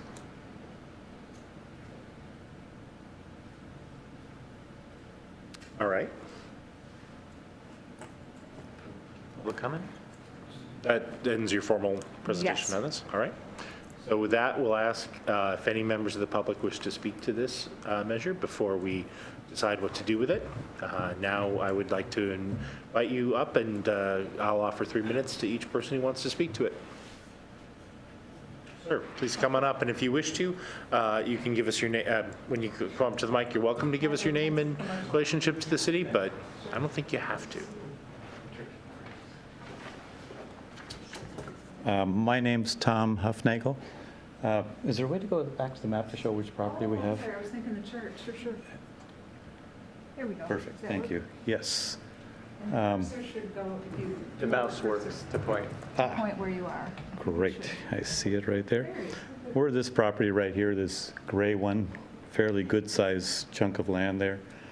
And what we've met with Keith, and he's suffered through with us, explaining how all these things work. So we're a little bit novices at all these rules. So bottom line is what we're asking for is basically what the retail or mixed use, whatever we're calling that group got, which was the 48 feet, leaving that alone for the base height, the back end being at 0 like it was before, and the front doing the same as the destination retail, am I saying that right, or mixed use?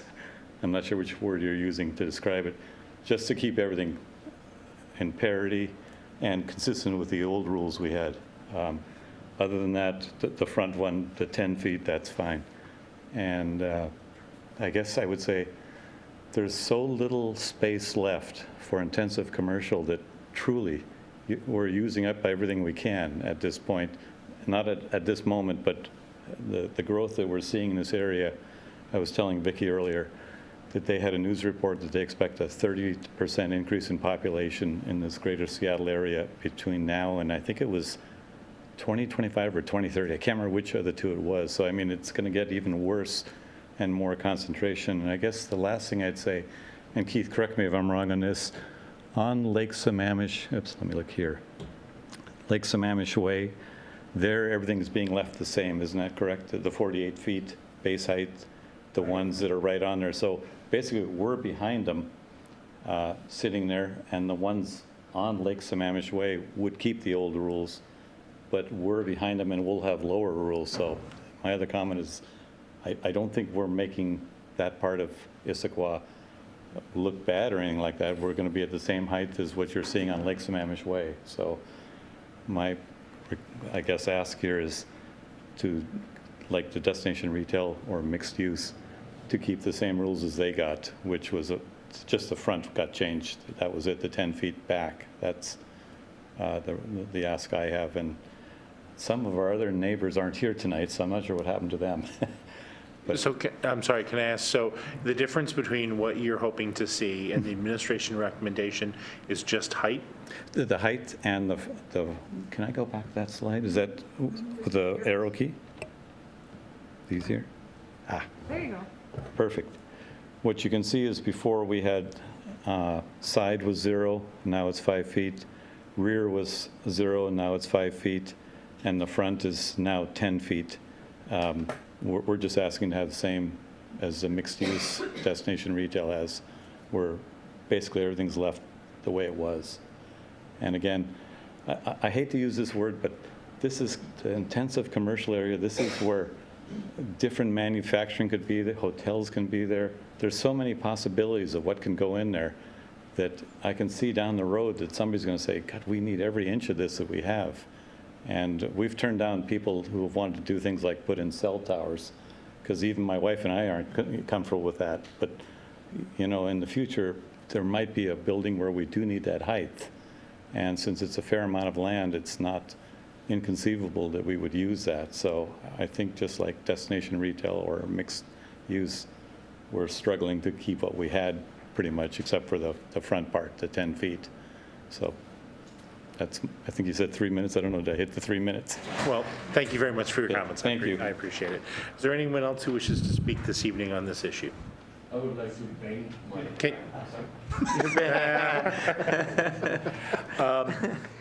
All right, I don't hear any other, so Keith, let me just ask. Yes. So I think what we just heard from a member of the public was a preference for option 1, basically. When all is said and done, that's what the. No, not exactly. More or less. Option 1, but they were okay with the 10-foot front yard setback. So their preference was to take option 3 and change height, side, and rear, and go back to the option 1 for those. I'm just curious, So- I'm just trying to understand. Yeah, so I think the way I would describe it is, you know, well, God, it's harder than that because of the FAR thing. So they want the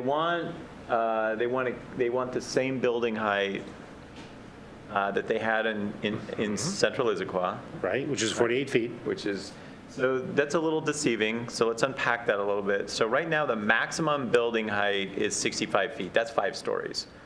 That what we were suggesting is that is same as Central Issaquah. Now, how you get there is you have to do density bonus in Central Issaquah. Outside of Central Issaquah, they'd have to buy TDRs. So they could buy TDRs and increase their building under the administration's alternative from 40 feet, which is a 3-story building, to 65 feet, which is a 5-story building. So if they had a proposal or somebody bought their property and wanted to build a 5-story building, they can. They'd have to buy TDRs to get that additional height. Okay? So the difference is, you know, if I wanted to buy their property and I wanted to build a 5-story building, and I knew I had to buy TDRs to get that height, I would discount what I would pay them for the property to do that. I was a smart developer. The difference between the 0 and the 5 foot on front and side yards, you know, the 0 feet really goes with the expectation for Central Issaquah, where you have buildings going up against property lines where they can be basically 0 lot line with other buildings. You're not creating little areas in between. The setbacks are a more suburban outcome, and I think what we were envisioning for this area was not Central Issaquah. So we gave them the additional impervious because stormwater's really not a limitation, shouldn't be. So we didn't suggest taking that back to 65% because that would have been a big, I think, difference for them. I think the administration's perspective is, you know, a 3-story building back in that neighborhood. When you're talking manufacturing, for the most part, the uses that are back in there are not 4 stories. They're 3 stories or lower, 2 or 1-story buildings. So I think we thought this gave enough flexibility for something bigger, but it was less by right, I guess. So I don't know. That was the thinking. You know, there was some give and there was some take away. But at the end of the day, we felt it was a fair outcome for not being in Central. Councilmember Hunt. On the intensive commercial option 1, there's the footnote, base height may increase to 54 feet to accommodate additional first floor height. I remember having previous conversations about that, basically that you need some additional feet if you have that first floor retail, but it's still a story and it's not an additional story. So would there be the same, is there in the code the same additional feet? No, because there's really, so part of, again, getting back to this is not part of Central. In Central, we're trying to incent that first floor being a more active space like retail or office. Outside of Central, I mean, I think what we're saying is it could just be all manufacturing or all production. An email today from someone who wants to do a distillery. Guess where it has to go? NIC, if it's going to go somewhere. So, you know, this is the thing is for me, it doesn't want to be 1 foot in Central and 1 foot out of Central. It's either in or it's out. I think we made a decision to take it out. And those standards in option 3 reflect something that's not expected to be pedestrian-oriented, but it's better than what they had 5 years ago. Councilmember Winterstein. Thank you for sharing your perspective, Keith, on this. I did not, traditionally what I've been trying to do on this matter is watch the PPC meetings and hear about the exchange. Now, did this go back? It was, once it left and came to the council the first time, did this make a trip back to PPC? It has not gone back to PPC. Okay, so it's been too long. I don't have a recollection. Can you, I realize it's been a while, but. The only thing that's really changed since PPC is the name, from destination retail to mixed use. Thank you for saying that so Well, I succinctly. just want to be transparent, that's all. Yeah, I know. But this conversation about building height and setbacks, I think, came up at PPC. I think you guys shared your perspective on what you would like. Are you able to tell me how that conversation went? I know it's been a number of months. A number of months. Yeah. But you've had it easy since then, so you probably remember. Sitting around his office waiting for something to do. I think I too would need to rewatch PPC Okay, to remember all how right, that conversation all went right. down. I don't know, it wasn't so long ago that you were on PPC, was No, it? no, Okay. it was a couple months ago, July. Trish, do you want to come to the microphone? So PPC, I think, and the administration we're on the same page in terms of the recommended outcome. Right, and it was like you said, we took pieces of it, we didn't take all of it. We took most of it, what they had originally, which is still the boost from what they had 5 years ago. And based on the way the land is used, we thought that was still a really great outcome for that area.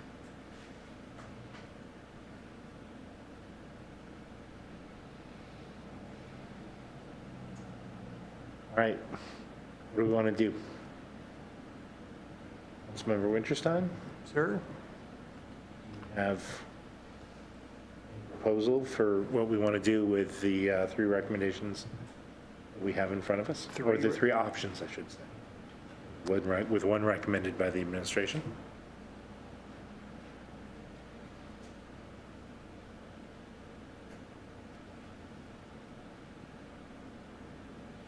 I'm pleased with where we've landed on mixed use 2. Good. And I That's a do start. know, so here's, and to me, that's easy. First of all, I'm glad that the administration is recommending that. I do know that that was what was supported by PPC, and I do know that a number of the property and business owners there spoke up strongly, and I like it when all parties can come together like this. As far as the intensive commercial 2, we don't have that same, at least the same, right? And so that makes that a little bit more difficult for me. This is difficult. These type of things are difficult because to me, 3 and 4 doesn't feel like a big difference in that area. It's never been cast as, hey, well, let me put it this way. When I have relatives come to town, I'm not touring through that area, right? It's not about how it looks or how it fits or feels as much as many of the other parts of town are. I actually do use some of the services there. I actually have taken my boat in there for service, and the property owner they're talking about, I do know, I've been back there. There's even a guy who does trailer repair back there who's excellent at what he does. So it's a critical part, and I've been a beneficiary of that. It's tough for me, however, to really know. When the argument against 48 versus 40 is it doesn't feel like it fits, that doesn't sway me. It's very subjective. Having said all that, it is also difficult for me to go against the PPC, who I do want to respect our process and know that and I know these decisions are difficult. There isn't a science here in that regard, and so I'm torn, and I haven't made up my final mind yet. But letting everybody know what I'm thinking. Councilmember Hunt? Well, I guess my first thought, can you go to the mixed use? I think the mixed use one.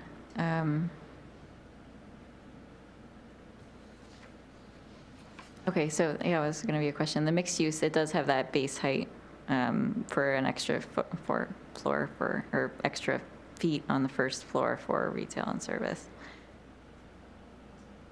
I think that this one is clearer. It sounds like there was more unanimous agreement on that one. So that one, I would also agree. I'm also interested to review the planning policies discussion, particularly regarding the commercial, because I think that one, it sounds like it's more complicated. And I think it's also complicated for the business owners to have the changes over time, to go from one thing and then to go to a different code and then to go to a third code that's similar. So I would like to, I think, take more time to review those discussions and see what the reasons for and against, and hopefully get to a long-term solution. I'm not sure on the commercial. So I thought I heard you say, pardon me, you're not ready to make a decision this evening? So, just an interjection, because this has been a while, I think since March, whenever we took the moratorium off, May. Sorry, it was one of those M months. It's all foggy at this point. I think you all heard from Sam Kyle, who owns property at the end of the mixed-use 2 area. I think what he voiced was that, I think similar to what you kind of shared, Councilmember Hunt, is not to keep ping-ponging back and forth, because as property owners, they would like to have some surety and predictability in what they can do with their property. I think what Mr. Kyle had expressed verbally earlier was that this has taken a long time.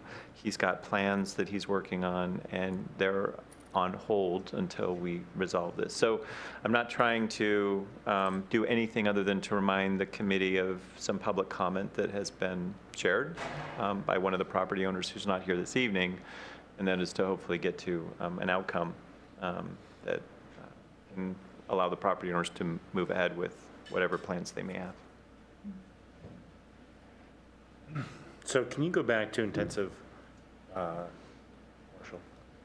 So remind me, PPC said 48 feet or 40 feet? 40 I feet. think we ended up with 40. 40, okay, because one of the things that I've heard from my fellow council members is I sort of feel like in the absence of anything else, in the absence of strongly contradicting information, I generally also want to support PPC and its deliberations. And so that is somewhat compelling for me. Where were they on side and rear? They were, so the administration's recommendation and PPCs were aligned. We're aligned, okay. And just to be transparent with the property owners from the IC properties, the other ones were okay with alternative 3. And one of them spoke at the council meeting, the last council meeting. She said she acknowledged this option is something that she supported, so. Okay, well, so where does option 3 differ from PPC in any way, shape, or form? In either mixed Not use? an intensive commercial. How about The mixed mixed use, the name is different. Just the name, I okay, know, fine. that's what I'm All saying. right. I'm sorry, So- but you keep asking, so I have to be truthful. That's the only thing that's different. There's a lot to unpack here, but I would be okay moving forward with option 3 based on supporting a PPC and the process that they've gone through. But if you guys are not, then we'll figure something else out.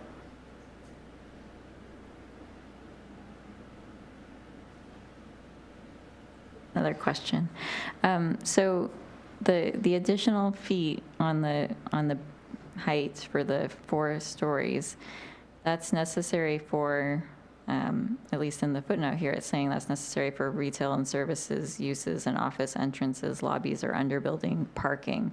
So to not have the 6 additional or so feet to allow for that taller first floor, are we assuming then that those uses would not be in this zone now, but they would have been when it was zoned? Well, remember, the central is required to have underbuilding parking now from the moratorium piece that we did, but outside, central is not required to have that. So there's not that need, as Keith mentioned, that the incentives that are in central to help them hit the envelope aren't as needed in the other part, because we don't have that kind of density that we're trying to get outside. Okay, and what about retail and service uses? Oh. Not that would require this additional. So right now, with 40 feet, you could get 3 stories with a tall first floor. So if you wanted to have a 15-foot floor-to-ceiling first floor to do something that was retail, like a showroom, you could do that and still get 2 more floors above. So you could get so if we're talking, I mean, it really comes down to 40 feet is going to limit you to a 3-story building. You can't squeeze 4, not in commercial, on a commercial construction. So we're really talking 3 stories. The 40 feet will give you a generous 3 stories. And so if you feel like you should be allowed to build a 4-story building in this neighborhood by right, then it should be 48 feet with the footnote. Like I said, right now at 40, but allowing the 65 would allow for a taller building, but you have to pay to get there. And the 40 would allow a 3-story building with this additional height for different uses on the first floor? Yes, it would. Okay. So I have said that I'm sort of putting forward that we go with option 3 for both of these. What say you?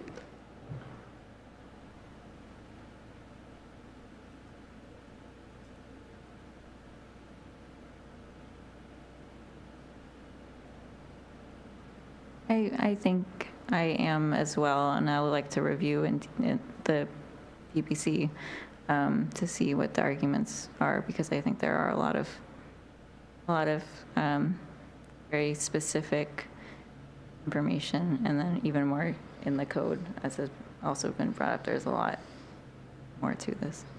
Councilmember Winterstein? Okay, recognizing that this is not the final vote, this is just a recommendation from this committee. We are among 7. It's what happens behind us that matters when we sit up here at a regular council meeting and do regular business. That's what matters. So this is a recommendation, and I'm going to make a symbolic vote to reflect. And since Vicki has said she was going to support option 3, I'm going to vote. If your motion is To recommend full council adopt option 3. option 3, Yes. to vote against that. Okay. And it can go back to full committee at 2 to 1. All right. Go back to full council 2 to 1. Okay. And we'll have and I think we should have a conversation about it. Clearly. And I'm going to continue to look at this. I'm really glad to see the 90%. I mean, if people don't understand that, please take the time and figure out what that means. I mean, it's about stormwater runoff, and we know how to manage that now. There is technology, there is techniques. We can do the right thing for the ground and for the water, when someone can build out to cover up to 90%. That's a really nice piece, and if you've got a larger parcel of land, that's significant. That's 25% more than you had before, and I'm noting that. I think that's very important. So I wanted to say that. All right. So Will it you- sounds like it's, we have a 2 to 1 recommendation to move forward, recommending to the full council option 3. Oh, that's what I was going to ask. Oh, no. Of course. Oh, no, no. oh Oh, dear. no. Not just no. You get to come back and get to come and back. continue this conversation with lucky. the full council. Excellent. So this will be November 19th? So there will be public comment allowed on the 19th. Correct. All right. With that, we're going to move on to Agenda Bill 7661, proposed amendments to Central Standard Table 4.3B, permitted land uses. And you're not leaving, right, Trish? It says Trish. Yeah. It says Trish, but we get Keith. You do get me. It's time for me to stand up.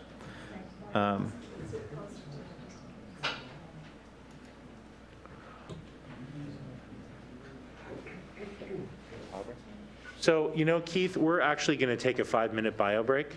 Great. So you can prepare your materials. It is 8:24. We'll actually do 6 minutes. We'll do 8:30, and we'll be back. All right.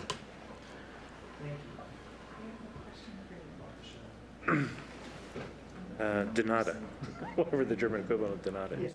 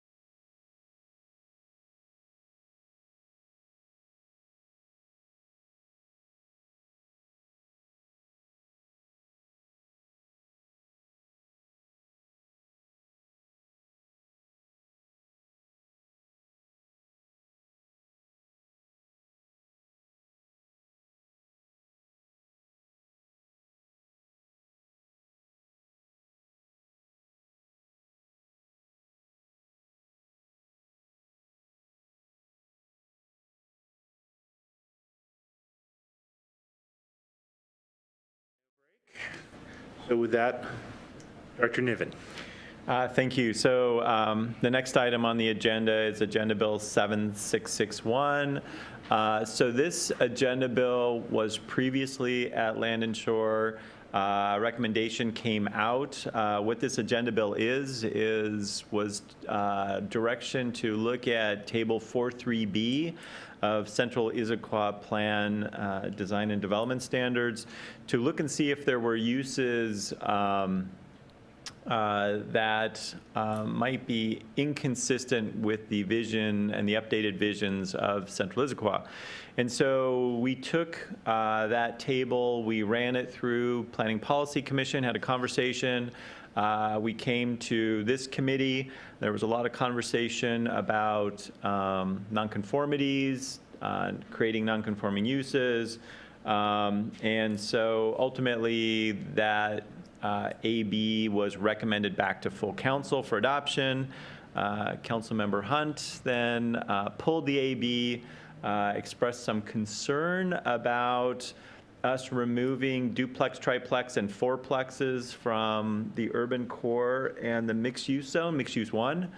I'm going to keep it going. And I think the concern, a lot of it had to do with the diversity piece of this diversity and density conversation.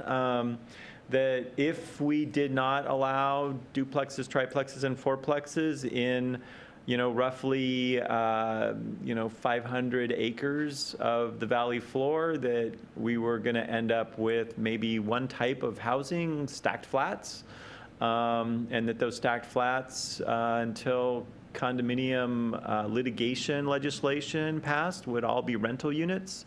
And that depending on how long that took, that could potentially have a dramatic impact on kind of the central part of Central Issaquah. Coupled with that, though, is I think the counterbalance is conversation about duplexes, triplexes, and fourplexes, which is generally a fairly low-density housing type. Other than single-family detached, this is pretty much as low density as you get. So there's questions about, if we have a significant amount of acreage that develops as lower density residential within kind of the central part of our Central Issaquah area, what kind of ramifications would that have? So that's kind of the premise of all of this. And I think where we are today is we would like to modify the administration's recommendation to adopt the proposed ordinance amending permitted land uses in Central Issaquah, reserving the proposed revision to duplex, threeplex, and fourplex units by the PPC, Planning Policy Commission, until further analysis on housing density and diversity can be completed by the administration in 2019. So in other words, what was being proposed prior to pulling this agenda bill down and referring it back to committee, we're recommending that the same amendments to Table 43B occur, minus the proposed amendments to duplex, triplex, fourplexes, until further study can demonstrate whether that would be a positive or negative outcome for kind of our central area.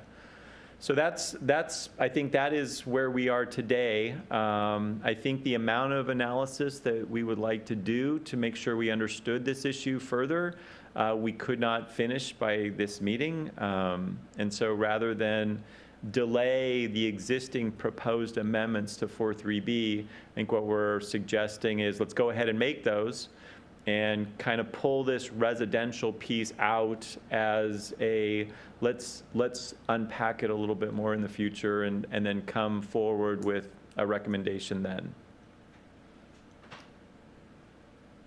All right. Councilmember Hunt, since you were referenced specifically in the description, would you like to lead us off? Okay.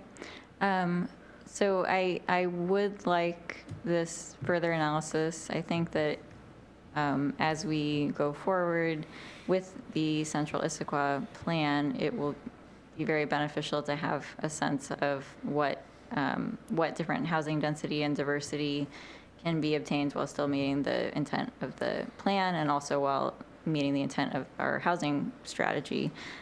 So I think that my concerns were correctly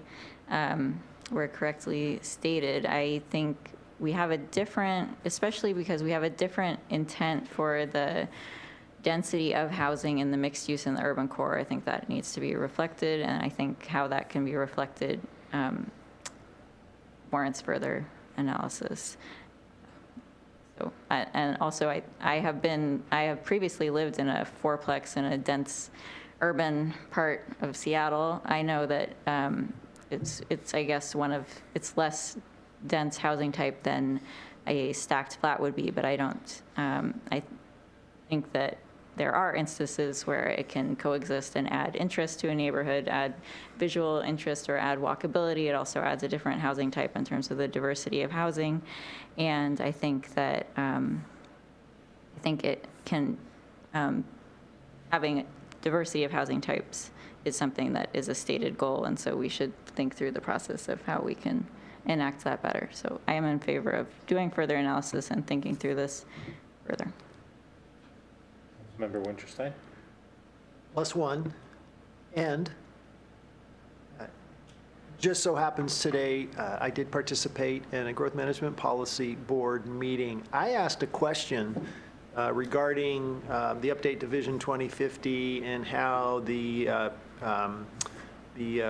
objectives, the alternatives to evaluate for the draft SEIS. We were deliberating on those today, and one of the things that seemed to be missing in these various determining factors and how they chose these profiles was somehow the board, which had talked quite a bit about affordable housing, somehow none of those factors, somehow we couldn't see how that factor came into any of the alternatives. We didn't see how that was reflected in the alternatives. And I got a fascinating answer from Paul Ingram about that, and I won't say the whole thing, but it led down to, he had some stats that single-family housing and then high-rise apartments, those that tend to get into steel, have similar price points. But, he now, there is a blog post on the PSRC site, and he shared it with me, and I'll share it with you guys as well. They're a data group, right? But it turns, and they're calling it the missing middle. But guess what? The duplexes, the triplexes, and the fourplexes are on the market for less. It is a component. I mean, PSRC looks like they're kind of getting to this place where that diversity option being available should be part of our region's affordable housing solution. I think it's a fascinating study with data behind it. So I'm actually, I'm grateful for Vicki for bringing this up and putting the brakes on it when we did. I had missed that, hadn't thought about it, didn't have this information, and then came across this additional information today. So I'm glad as a city that we're taking this step. I mean, we don't have to decide on this particular thing, but I find it very compelling, and right now I've just found a very compelling argument in favor of retaining that form, that type of dwelling units in the central area. I think there's an argument for that, but let's have that full argument. So, questions. I have a question around, as I look at the marked up table that we have in our packet. Do you have that in the Yeah, I can pop slide? that up.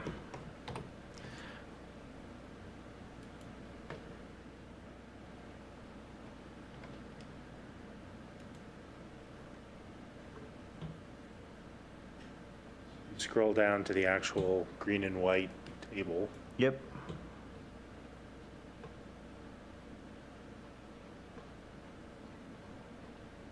Bingo. So under mixed use, so That'd be mixed use one. sorry, mixed use one.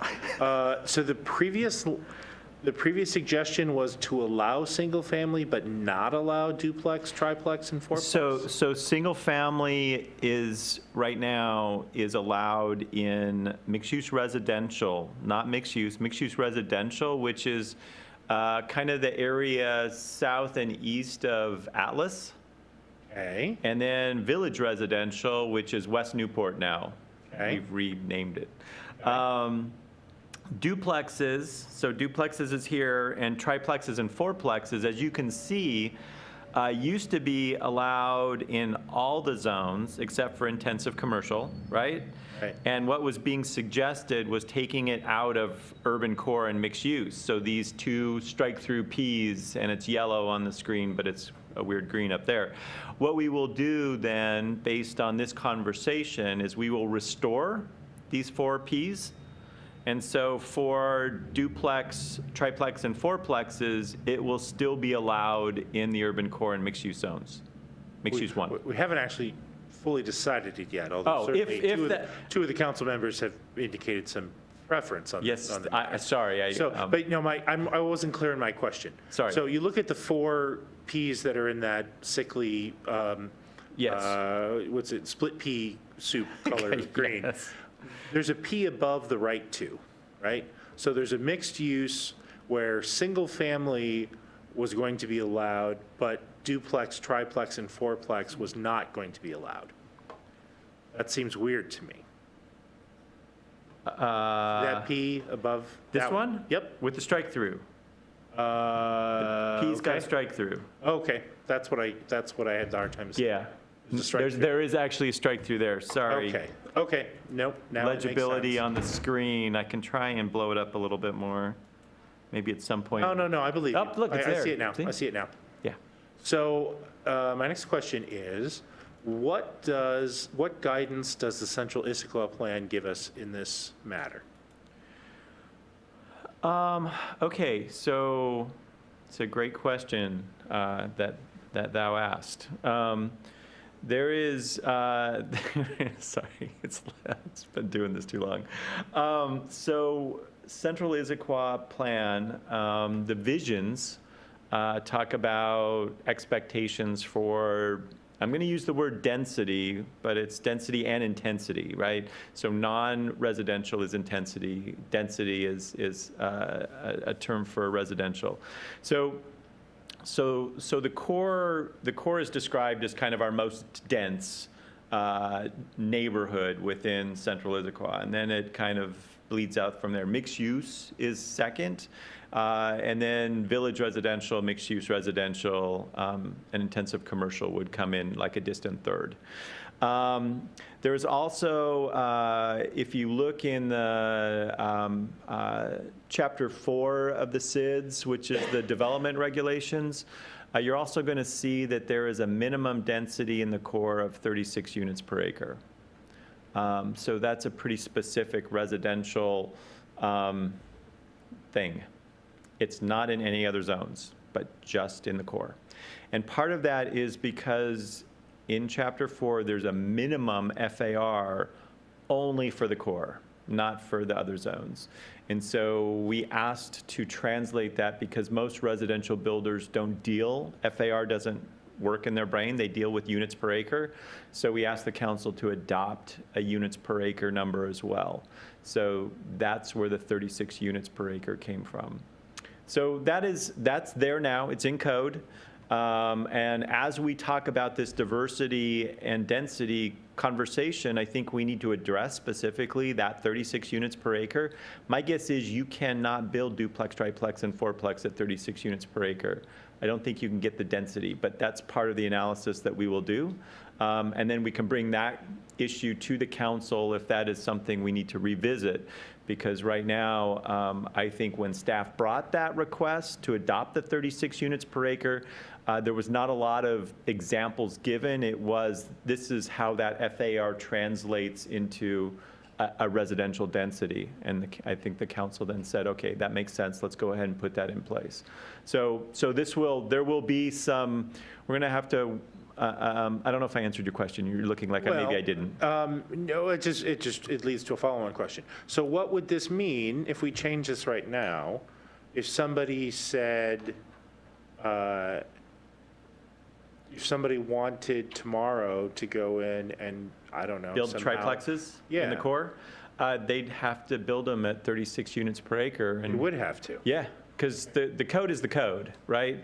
And so you have to marry together the land uses with the densities that since we've adopted minimum densities, you have to at least be able to get over that threshold.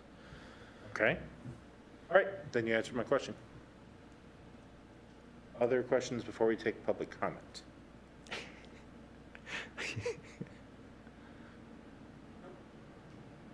Nikki? No?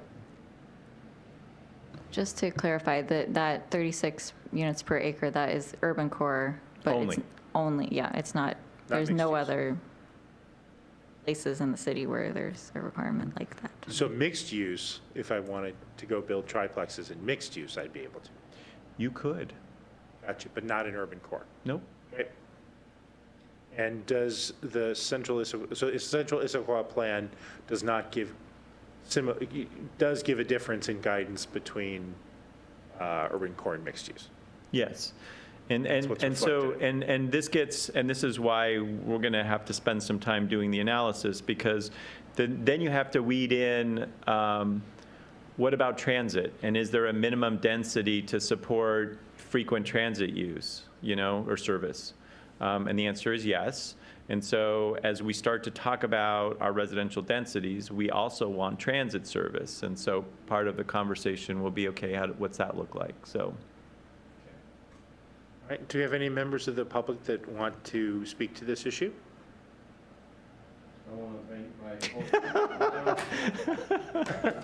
Thank for a later meeting. All right. All right. So I am okay with where you guys are at because of what Keith just said about the 36 units in the urban core. I, down the road, want to see density in the valley floor, and so that we don't ever have to put density on the hillsides. But I'm okay with furthering this conversation because I think it's urban core is safeguarded. So are we just 3-0 in support? Yes, and I think what I'm agreeing to is that proposal, which is go forward with the entire land use changes except for the 2, 3, 4plexes. So we will change the recommendation from committee to read like this, right? And we'll put this back on consent. Yes. Consent?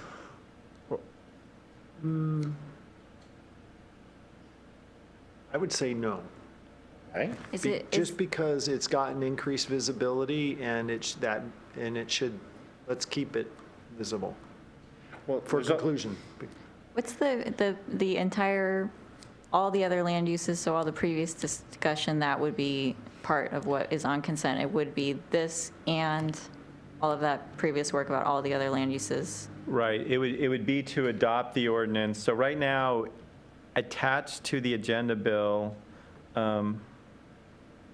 assuming I can find it. So this is a page from the ordinance. So basically, what the recommendation would be to read like that, and then we will go in between now and the updated agenda bill and pull these guys back out. So we'll get rid of the highlight, we'll get rid of the strike-throughs, and they'll be looking like just normal Ps like all the others. So I think there's also, I think we've generally said that if we do something in full council, we bring it back in full council so that the people who saw it go off to committee see it come back, unless there's a compelling reason to put it on consent. Okay, well, I don't see a compelling reason to put it on consent then. Okay?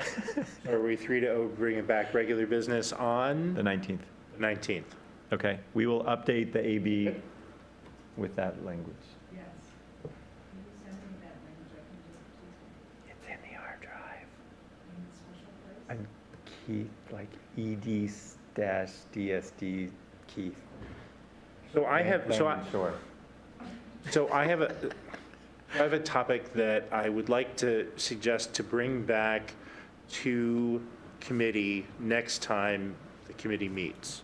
And it has to do with, so I want to just check with you guys. I don't believe we can actually address it this evening because it's not on the agenda, but I want to let staff know, and I want to see if you guys support it. So we had a letter come in, and it revolved around the planned action ordinance and traffic measuring in and out of the central area. Yes. Yes, so it was, there was, you got a report out from staff on Central Issaquah annual report and the dashboard. And one of the public comments that came up at that meeting was, what about the transportation thresholds? And that was in, I think that was at the October, would that have been the October Land and Shore? So it's been a month. And since nothing visually, publicly has happened in that month, you guys got a follow-up email from that resident, again, asking for a report out on the transportation thresholds. What I can tell you is staff have been digging into the planned action ordinance, looking through the transportation element of the EIS, working with our consultant who does traffic modeling to get an answer to that question. I'm not sure, as Council President Martz said, because it was not on the agenda, I'm not sure we can address it tonight, but we will put it on the agenda, Dan, for December. Is it December? Oh my gosh, December. Comes after November, every year. No, the December Land and Shore. It's December, yeah, whatever the first Thursday is in December. So for that Land and Shore meeting, we will have a conversation about the transportation thresholds in the planned action ordinance, and then you guys can decide where you want it to go from there. We'll start as an informational item, right? Yes, And then absolutely. if the committee wants to recommend something back to full council. Are you guys okay with that? I mean, you won't be here, but you okay with that, Paul? Yep. All right. Okay, then do either of you have any other closing comments or questions? Member Winterstein? Yeah, I just want to mention that we don't have a policy that allows for banking minutes, so sorry, Bernard. Have you been looking? Needs to be changed. All right, thank you for that clarification, Councilmember Winterstein, and with that, we are adjourned.